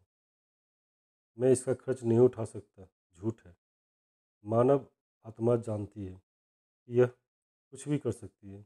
आप कोई चीज़ नहीं कर सकते, यह कहकर आप अपनी आत्मा और अपनी मस्तिष्क के बीच द्वंद्व खड़ा कर रहे हैं। मैं इसका खर्च कैसे उठा सकता हूँ? से मस्तिष्क और आत्मा ज़्यादा शक्तिशाली होती है। जब रॉबर्ट ने चूहा दौड़ से बाहर निकलने का निर्णय लिया तो उन्होंने पूछा, मैं दोबारा कभी नौकरी या काम धंधा ना करना कैसे वहन कर सकता हूँ। उनका मस्तिष्क समाधान सुझाने लगा, लेकिन सबसे मुश्किल हिस्सा उस पुरानी रूढ़ि के खिलाफ जूझना था जिसने ऐसे लालच का दमन करने के लिए अपराध बोध भरने की कोशिश की। उस थोड़े से लालच यानी किसी बेहतर चीज़ को हासिल करने की इच्छा के बिना प्रगति नहीं होती है। हमारा संसार इसलिए प्रगति करता है क्योंकि हम सभी बेहतर जीवन की इच्छा करते हैं। नए आविष्कार इसलिए होते हैं क्योंकि हम किसी बेहतर चीज़ की इच्छा करते हैं। हम स्कूल जाकर मेहनत से इसलिए पढ़ाई करते हैं क्योंकि हम कुछ बेहतर चाहते हैं। ज़रूरत से ज़्यादा लालच बुरा होता है, लेकिन थोड़ा लालच आपको प्रेरित कर सकता है। बुरी आदतों के पार जाना। सफल बनने के लिए आपको सफल आदतें डालनी चाहिए। गरीब डैडी ने हमेशा हर एक को पहले पैसे दिए और खुद को आखिर में, लेकिन उनके पास शायद ही कभी कुछ बचता था। अमीर डैडी ने हमेशा खुद को सबसे पहले पैसे दिए, भले ही उनके पास पैसे कम हों। वे जानते थे कि अगर वे कर्ज देने वालों और सरकार को भुगतान नहीं करेंगे तो वे बखेड़ा खड़ा कर देंगे। इससे उन्हें आमदनी के दूसरे रूप में खोजने की प्रेरणा मिली। यदि वे खुद को अंत में पैसे देते तो वे इस तरह के उत्पादक दबाव को महसूस नहीं करते। कर्ज देने वालों का भुगतान करने के लिए अतिरिक्त आमदनी कहाँ से लाई जाए, खुद को यह सोचने के लिए विवश करने कि वे वित्तीय दृष्टि से ज़्यादा शक्तिशाली बने। अहंकार के पार जाना। अमीर डैडी ने कहा था कि जब भी वे अहंकारी हुए थे तो हर बार उन्होंने पैसा गंवाया था क्योंकि उन्होंने सोचा था कि वे जो नहीं जानते थे वह महत्वपूर्ण नहीं था। कई लोग अपने अज्ञान को छुपाने के लिए अहंकार का इस्तेमाल करते हैं। रॉबर्ट ने अकाउंटेंट्स और दूसरे निवेशकों के साथ बातचीत में पाया कि वे बातचीत में अपनी बात मनवाने की कोशिश तो करते हैं, लेकिन थोड़े तर्क वितर्क के बाद यह स्पष्ट हो जाता है कि वे यह नहीं जानते कि वे किस बारे में बात कर रहे हैं। अज्ञानता बुरी चीज़ नहीं है। अगर आप अपनी अज्ञानता पर प्रतिक्रिया करके उस क्षेत्र में किसी विशेषज्ञ को खोजकर खुद को शिक्षित करते हैं। बेहतरीन सौदे खोजना आसान है। यह साइकिल चलाने जैसा है।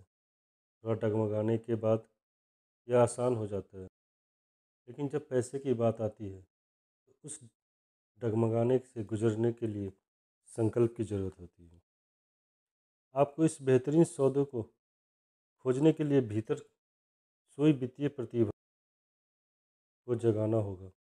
हमारी संस्कृति ने हमें बताया कि पैसे का प्रेम सारी बुराई की जड़ है।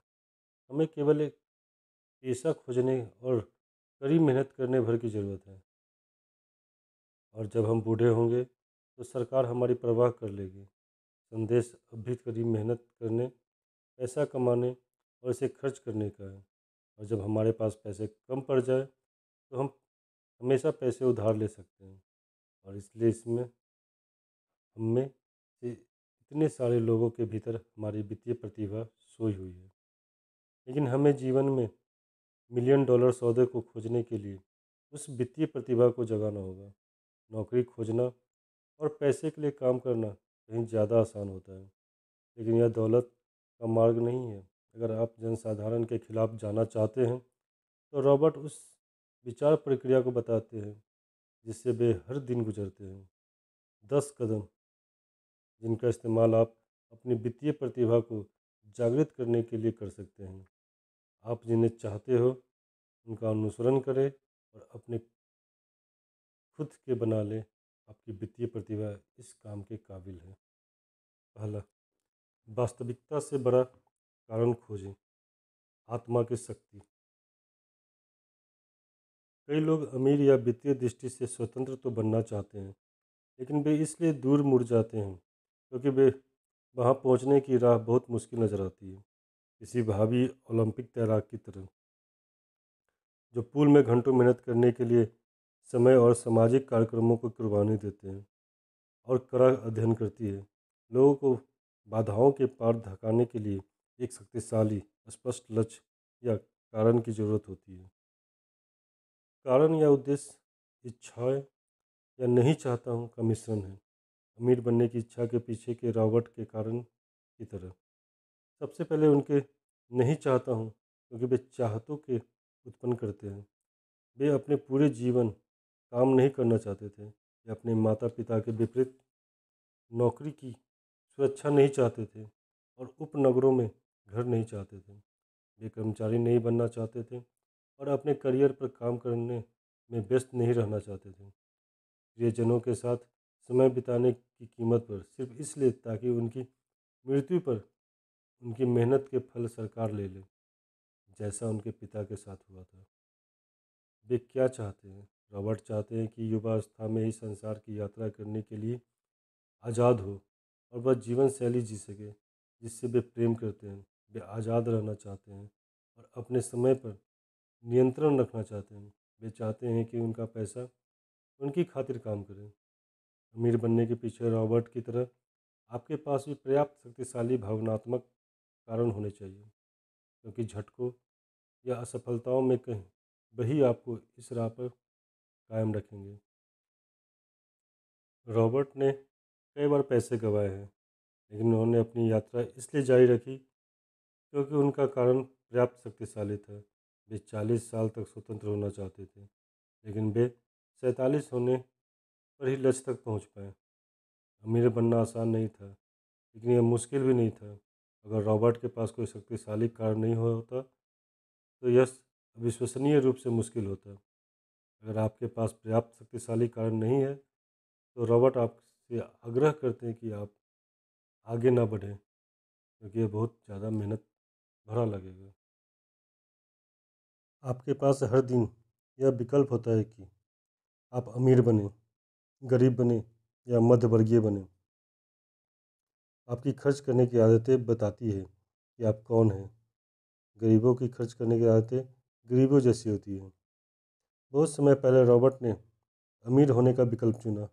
उनके मित्र माइक ने विरासत में संपत्तियों से भरे स्वस्थ कॉलम को पाने के बाद यह सीखने का विकल्प चुना कि इसे कैसे कायम रखा जाए।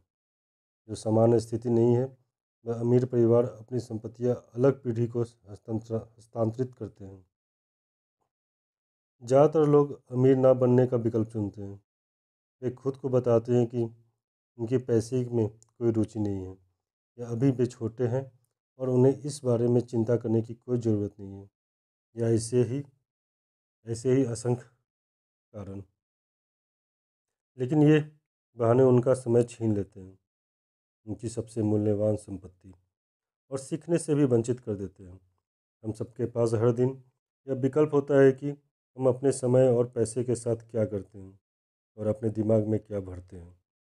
रॉबर्ट रॉबर्ट अमीर बनने का विकल्प चुनते हैं और यह वे हर दिन चुनते हैं। वे लोगों से आग्रह करते हैं कि वे पहले शिक्षा में निवेश करें, क्योंकि हमारा मस्तिष्क हमारा सबसे शक्तिशाली साधन है। एक बार जब हम पर्याप्त बड़े बन जाते हैं तो हम सभी के पास यह चुनने का विकल्प होता है कि हम अपने मस्तिष्क में क्या भरें, लेकिन सीखने में निवेश करने का विकल्प चुनने के बजाय ज़्यादातर लोग बस निवेश खरीदते रहते हैं। अपने सीखने की प्रक्रिया को जारी रखने के लिए रॉबर्ट हर साल कम से कम 2 सेमिनारों में जाते हैं। 1973 में वे 3 दिनों के सेमिनार में गए, जिसमें बिना डाउन पेमेंट दिए रियल एस्टेट खरीदने के तरीके बताए गए थे। उन्होंने सेमिनार पर $385 खर्च किए और इस सेमिनार की बदौलत उन्होंने कम से कम $2 मिलियन बनाए और बाकी जीवन काम न करने में सक्षम भी हुए। रॉबर्ट सीडी और ऑडियो बुक्स भी पसंद करते हैं, ताकि वे सुनने के बाद उनकी समीक्षा कर सकें। एक बार वे एक निवेशकों की बातों से असहमत थे, लेकिन उनकी सीडी 20 बार सुनने के बाद आखिरकार उनकी समझ में आया कि उस आदमी ने जो कहा था वह क्यों कहा था। वे इसे इसलिए समझ पाए क्योंकि उन्होंने अपना दिमाग खुला रखा, हालांकि वे मूलतः उस निवेशक से असहमत थे। अब उनके पास समस्याओं का विश्लेषण करने के 2 तरीके हैं, जो अनमोल हैं। रॉबर्ट ने अपने दूसरे लोगों को पढ़ने और सुनने का विकल्प यह पता लगाने के लिए चुना कि कई लोग क्या सोचते हैं। डोनाल्ड ट्रंप से जॉर्ज सोरोसो तक इस तरह से उनकी मानसिक शक्ति से लाभान्वित हो सकते हैं। जब आप कोई नई चीज़ सीखते हैं तो आपको इसे पूरी तरह समझने के लिए अक्सर गलतियां करनी होगी। अहंकारी या आलोचनात्मक लोग जोखिम लेने से डरते हैं, इसलिए वे प्रायः विशेषज्ञों की बातें नहीं सुनते। यह बुद्धि का प्रश्न नहीं है। बुद्धिमान व्यक्ति भी अज्ञानी हो सकते हैं अगर उनकी चतुराई में अहंकार की बूंद मिल जाए। दूसरी ओर सचमुच बुद्धिमान व्यक्ति नए विचारों का स्वागत करता है। पहले से संचित विचारों के साथ मिलकर नए विचार किसी बेहतरीन चीज़ों में बदल सकते हैं। सुने, सीखें। दौलत के बारे में दीर्घकालीन दृष्टिकोण रखें। फटाफट अमीर बनने की मानसिकता न रखें। शेयरों या रियल एस्टेट में निवेश करने से पहले अपनी बड़ी संपत्ति अपने मस्तिष्क में निवेश करें। तीसरा, मित्र सावधानी से चुनें। संपर्क की शक्ति। रॉबर्ट अपने सभी मित्रों से सीखते हैं, उनसे भी जिनके पास पैसे हैं, उनके ज्ञान की तलाश में, उनसे भी जो वित्तीय दृष्टि से संघर्ष करते हैं। बाद वाला समूह उन्हें सिखाता है कि क्या नहीं करना है। वे कहते हैं कि उनके कई मित्रों ने जिन्होंने $1 अरब से ज़्यादा उत्पन्न किए, एक ही बात बताती है। उनके गरीब मित्र उनसे कभी यह नहीं पूछते हैं कि उन्होंने यह कैसे किया। वे बस नौकरी या कर्ज या दोनों मांगते हैं। रॉबर्ट हमें चेतावनी देते हैं कि हम गरीब या डरे हुए लोगों की बातें ना सुनें। जब निवेश की बात आती है तो उनके लिए आसमान हमेशा गिरा रहता है। वे हमेशा आपको बता सकते हैं कि कोई चीज़ क्यों काम नहीं करेगी। विशेषज्ञों को किसी भी समूह में एक ना एक होता है जो कहता है कि बाजार लुढ़कने वाला है, और दूसरा होगा जो कहता है कि बाजार चढ़ने वाला है। दोनों की सुने, क्योंकि दोनों के पास वैध बुद्धि है। अपने प्रति सच्चे रहें और भीड़ के पीछे ना जाएं। यह दौलत बनाने की सबसे मुश्किल हिस्सों में से एक हो सकता है। भीड़ आमतौर पर किसी बेहतरीन सौदे के लिए बहुत देर बाद पहुंचती है। इसकी बजाय किसी नए सौदे की तलाश करें जो डरावना दिख सकता है। बाजार की टाइमिंग करने की कोशिश ना करें। अगली लहर के लिए सही स्थिति में पहुंचें। समझदार निवेशक किसी निवेश को तब खरीदते हैं जब यह लोकप्रिय नहीं होता। वे जानते हैं कि मुनाफा बेचते समय नहीं, बल्कि खरीदते समय तय होता है। यह सब इनसाइडर ट्रेडिंग, जिसके वैधानिक रूपों के बारे में अंदर के करीब रहना, अमीर मित्र होना जिसके पास इस बारे में जानकारी होती है कि पैसा कहाँ बनाया जा रहा है। आप अगले उछाल के बारे में सुनना चाहते हैं। अंदर घुसना चाहते हैं और बाजार के लुढ़कने से पहले बाहर निकलना चाहते हैं। मित्र इसी के लिए होते हैं और यह वित्तीय बुद्धि है। चौथा, किसी फार्मूले में माहिर बने और फिर एक नया फार्मूला सीखें। जल्दी सीखने की शक्ति। सावधान रहें कि आप क्या सीखते हैं, क्योंकि आप वही बन जाते हैं जो आप अपने दिमाग में रखते हैं। जनसाधारण के पास एक बुनियादी फार्मूला होता है। नौकरी पर जाओ, पैसे कमाओ, बिलों का भुगतान करो, चेकबुक भरो, कुछ म्यूचुअल फंड खरीदो और फिर से नौकरी पर जाओ।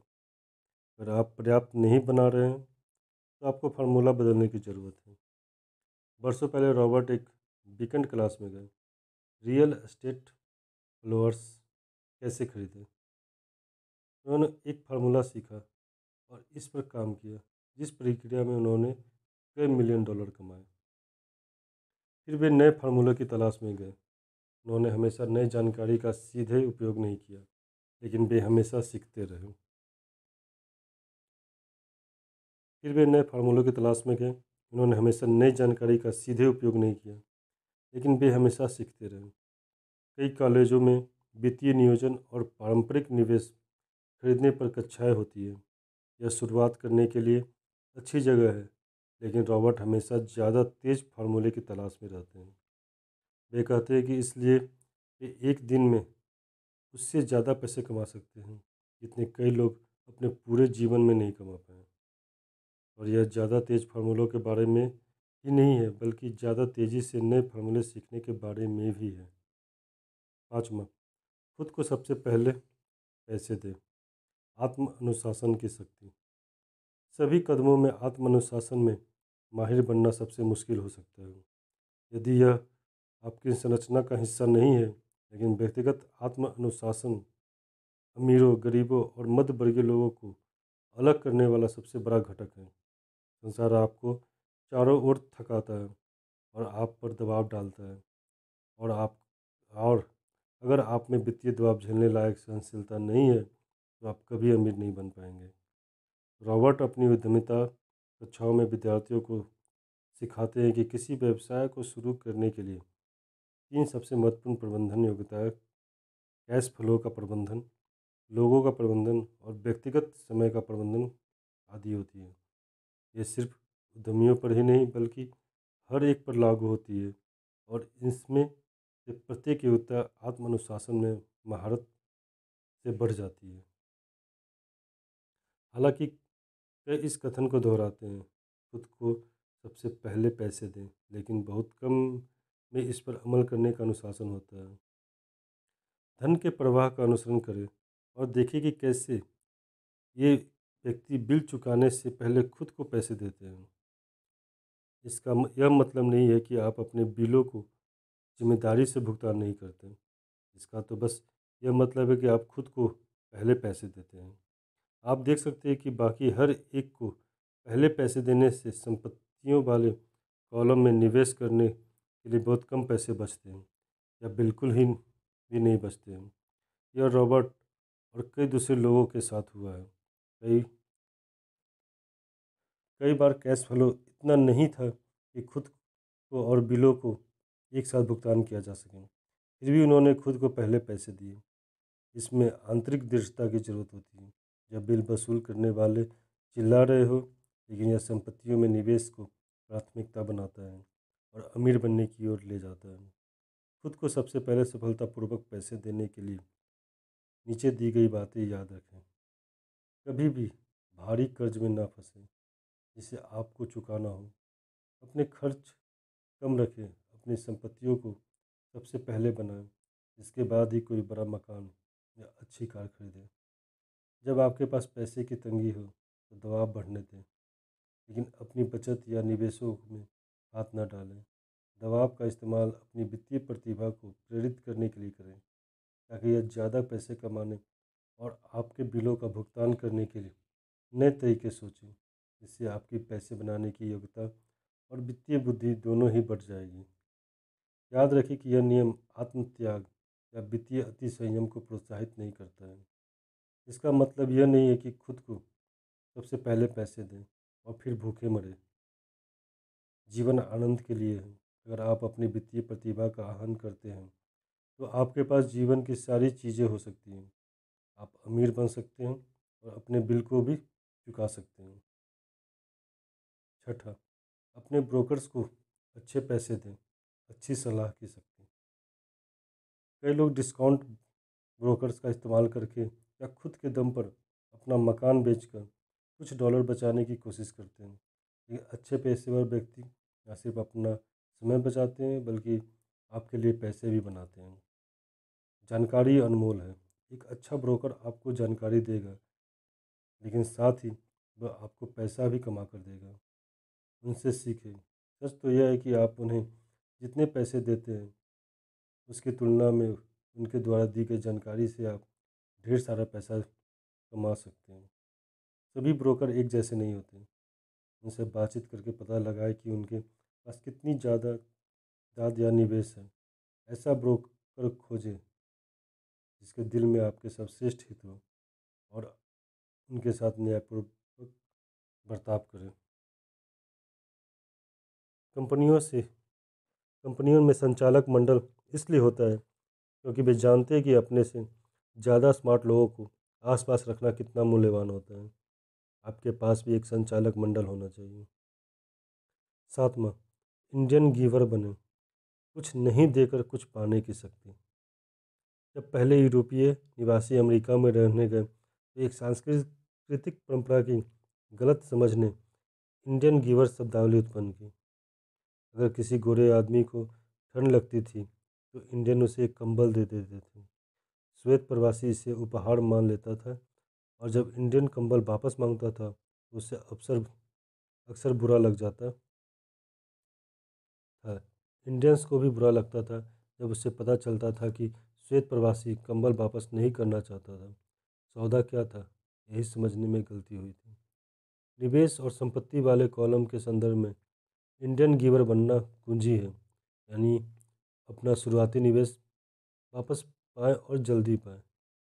एक उदाहरण है वह कॉन्डो जिसे रॉबर्ट ने $50,000 नकद में खरीदा। यह अच्छे सीजन में $2,500 महीने के में किराए पर उठ जाता था और बाकी साल $1,000 प्रति माह पर।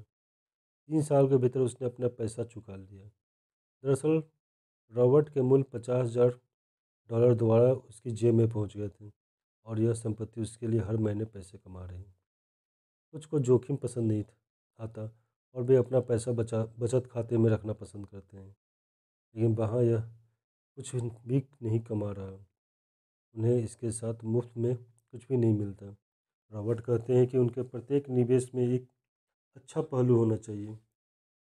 कोई चीज़ मुफ्त होनी चाहिए, जैसे मिनी स्टोरेज, मुफ्त ज़मीन का टुकड़ा, स्टॉक के शेयर, मकान, और जोखिम सीमित होनी चाहिए। आठवां, विलासिताएं खरीदने के लिए संपत्तियों का इस्तेमाल करें। एकाग्रता की शक्ति। हर इंसान की तरह रॉबर्ट भी विलासिताओं से प्रेम करते हैं, लेकिन वे उनके लिए कर्ज नहीं लेते।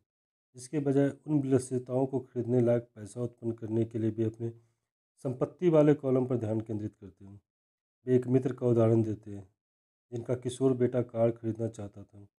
खुद की या बेटी की बचत से कार खरीदने के बजाय पिता ने उसे $3,000 दिए और शेयर बाजार पर कुछ जानकारी दी। फिर उन्होंने उसे बताया कि वह उस $3,000 का इस्तेमाल सीधे कार खरीदने के लिए नहीं कर सकता। उसे इसका निवेश करना होगा और जब $6,000 कमा लेगा तो वह कार खरीद सकता है और मूल $3,000 उसके कॉलेज फंड में चले जाएंगे। हालांकि बेटे को अब भी इतना मुनाफा नहीं हुआ, लेकिन उसकी रुचि और ज्ञान आसमान छू रहा है। वह एक सबक सीख रहा है जो जीवन में उसके अच्छी तरह काम आएगा। वह जो चीज़ें चाहता था उसके भुगतान के लिए संपत्तियों को बढ़ाना। संपत्ति वाले कॉलम में कैश फ्लो विकसित करना सिद्धांततः तो आसान है, मुश्किल तो पैसे के सही इस्तेमाल की मानसिक दृढ़ता है। पैसे उधार लेना अल्पकाल में आसान है लेकिन लंबे समय में मुश्किल है। 9, नायक चुने, मिथक की शक्ति। बचपन में हम जो सीखते हैं उसका एक बहुत शक्तिशाली तरीका अपने नायक की नकल करके सीखना है। रॉबर्ट बेस्ट के रूप में भी यह जारी रखे हुए हैं। हालांकि उनके नायक बदल गए, बल्लेबाजी में बिली मैच का नाटक करने के बजाय वे सौदेबाजी करते समय ट्रंप की साहसिकता या प्रवृत्तियों का अवलोकन करते समय वॉरेन बफे की विश्लेषणात्मक योग्यता की नकल करते हैं। नायक बनाकर हम उन्हें उनके जीनियस का दोहन करते हैं और चूंकि वे इसे आसान दिखाते हैं इसलिए वे हमें कोशिश करने के लिए प्रेरित कर देते हैं। 10 सिखाओ और आपको मिलेगा देने की शक्ति। रॉबर्ट ने अमीर डैडी से पैसा और शिक्षा दोनों देना सीखा। वे कहते हैं अगर आप कोई चीज़ चाहते हैं तो आपको पहले देना होता है। जब उनके पास पैसे कम थे तब भी उन्होंने अपने चर्च या अपने प्रिय परोपकारी संस्था को दान दिए। जब भी आपको किसी चीज़ की ज़रूरत महसूस हो, चाहे यह पैसा हो, मुस्कान हो, प्रेम हो या मित्रता हो, इसे पहले दें और यह प्रचुर मात्रा में आपके पास लौट आएगी। यह सीखने सिखाने के क्षेत्र में भी सच है। आप जितना ज़्यादा सिखाते हैं आप उतना ही ज़्यादा सीखते हैं। रॉबर्ट के दोनों डैडियों ने इसे साबित किया था। आपके पास जो है उसके प्रति उदार बने और यह सुनिश्चित करें कि आप कुछ पाने की खातिर नहीं बल्कि देने के आनंद के लिए दे रहे हैं। बाएं गोल। कुछ लोग करने वाले कामों की सूची चाहते हैं। उनके लिए यहाँ संक्षेप में कुछ चीज़ें बताई जा रही है जो रॉबर्ट करते हैं। आप जो कर रहे हो उसे करना बंद कर दें। थोड़ा विश्राम लें और आकलन करें कि क्या काम कारगर है और क्या कारगर नहीं। नए विचारों की तलाश करें। बुक स्टोर में जाएं और अलग तथा अनूठे विषयों पर पुस्तकों की तलाश करें। जोएल मॉस्कोविच की पुस्तक द 16% सॉल्यूशन ने रॉबर्ट को एक नई चीज़ें सिखाई और तुरंत कम करने के लिए प्रेरित कर दिया। किसी ऐसे व्यक्ति को खोजें जो वह कर चुका हो जो आप करना चाहते हैं।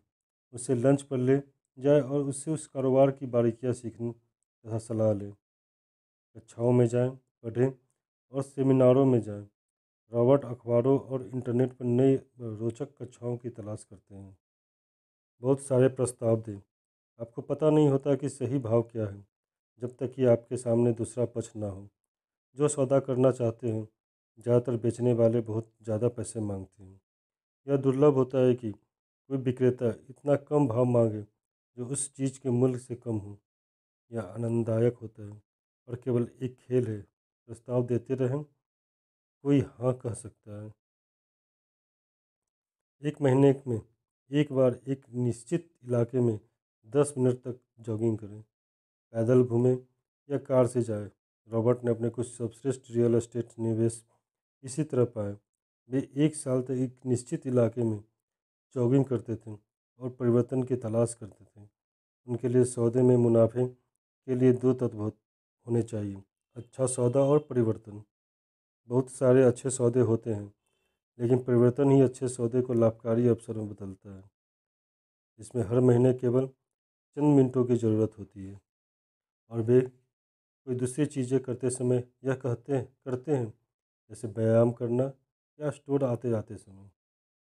सभी बाज़ारों में अच्छे सौदों की तलाश करें। उपभोक्ता हमेशा गरीब रहेंगे। जब सुपरमार्केट में सेल होती है जैसे टॉयलेट पेपर पर तो उपभोक्ता दौड़ कर उसे खरीद लेते हैं।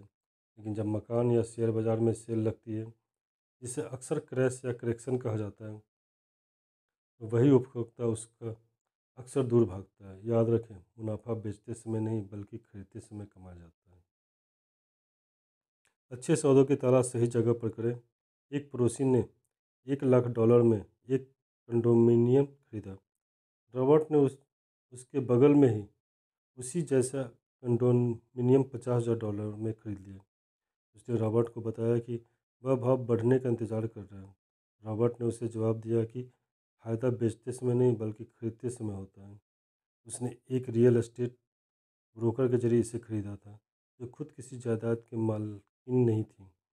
रॉबर्ट ने इसे एक बैंक को फोरक्लोजर नीलामी में खरीदा था और एक कक्षा में $500 की फीस देकर ऐसा करने का तरीका सीखा था। उसने पड़ोसी ने सोचा था कि रियल एस्टेट निवेश की कक्षा के लिए $500 बहुत ज़्यादा थे। उसने कहा कि वह पैसा या समय वहन नहीं कर सकता था इसलिए वह भाव के बढ़ने का इंतज़ार कर रहा है। ऐसे लोगों की तलाश करें जो पहले खरीदना चाहते हैं, फिर किसी ऐसे व्यक्ति की तलाश करें जो बेचना चाहता हो। पूरे केक को खरीदो, उसे टुकड़ों में बांट दो। ज़्यादातर लोग अपनी हैसियत के मुताबिक सामान की तलाश करते हैं, इसलिए उनकी नज़र बहुत छोटे टुकड़ों पर ही रहती है। वे केक का सिर्फ एक ही टुकड़ा खरीदते हैं, इसलिए वे अंततः कम सामान की ज़्यादा कीमत चुकाते हैं। छोटा सोचने वालों को बड़े अवसर नहीं मिलते। अगर आप ज़्यादा अमीर बनना चाहते हैं तो बड़ा सोचें। बड़ा सोचें। रिटेलर्स थोक खरीदने वालों को डिस्काउंट देना पसंद करते हैं, सिर्फ इसलिए क्योंकि अधिकतर कारोबारी लोग ज़्यादा खर्च करने वालों को पसंद करते हैं। भले ही आपकी हैसियत कम हो, लेकिन आप दूसरों के साथ मिलकर किसी बेहतरीन सौदे के लिए सौदेबाजी कर सकते हैं, क्योंकि आप किसी खास वस्तु की बहुत सारी संख्या चाहते हैं। छोटे लोग हमेशा छोटे ही बने रहते हैं क्योंकि उनकी सोच छोटी होती है। वे अकेले काम करते हैं या बिल्कुल भी काम नहीं करते। इतिहास से सीखें। शेयर बाजार की सभी बड़ी कंपनियां छोटी कंपनियों के रूप में शुरू हुई थी। कर्नल सैंडर्स तब तक अमीर नहीं बने जब तक कि 60 साल की उम्र में उन्होंने अपना सब कुछ नहीं गंवा दिया। बिल गेट्स 30 साल से भी कम उम्र में संसार के सबसे अमीर व्यक्तियों में गिनती में आ गए। सक्रियता हमेशा निष्क्रियता को हरा देती है। आपको कर्म करना होगा, तभी आपको वित्तीय पुरस्कार मिल सकते हैं। इसी समय काम करें।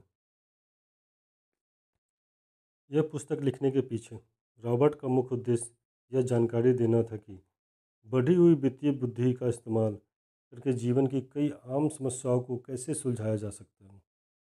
वे एक उदाहरण देते हैं कि किस तरह एक मित्र ने जो चिंतित था कि उसके बच्चों की कॉलेज की शिक्षा के लिए पर्याप्त पैसे की बचत नहीं हो सकती, फिनिक्स में एक मकान में शुरुआती $7,900 का डाउन पेमेंट कर दिया, जो कुछ साल बाद एक प्रोजेक्ट में बदल गया जो आमदनी में हर महीने $3,000 उत्पन्न करता है।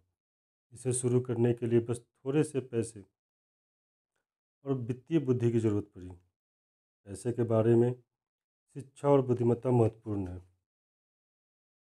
जल्दी शुरुआत करें। कोई पुस्तक खरीदें, किसी सेमिनार में जाएं, अभ्यास करें, छोटी शुरुआत करें। आपके दिमाग में क्या है उसी से तय होता है कि आपके हाथों में क्या है। पैसा केवल एक विचार है। अकाउंटिंग के संसार में आमदनी तीन तरह की होती है: सामान्य अर्जित, पोर्टफोलियो और निष्क्रिय।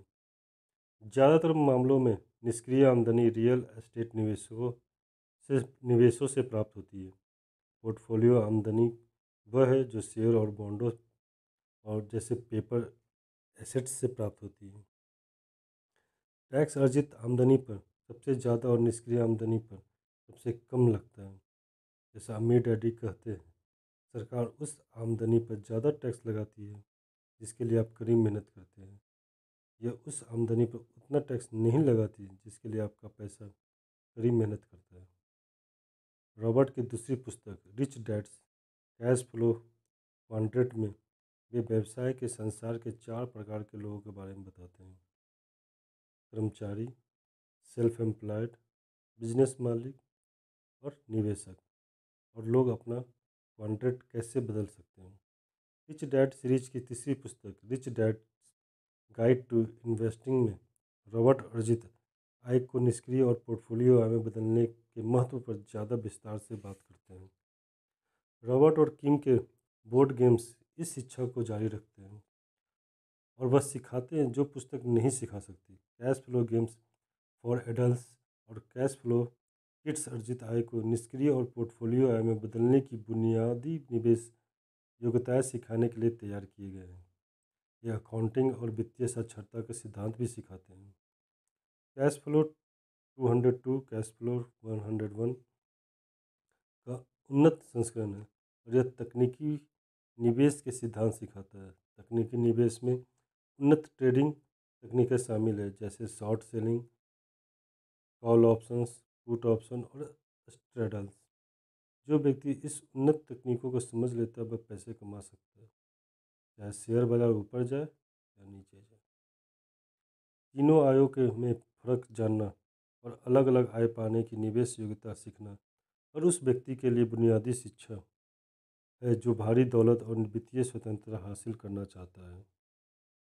एक खास प्रकार की स्वतंत्रता जिसका स्वाद सिर्फ कुछ ही लोग चख पाते हैं।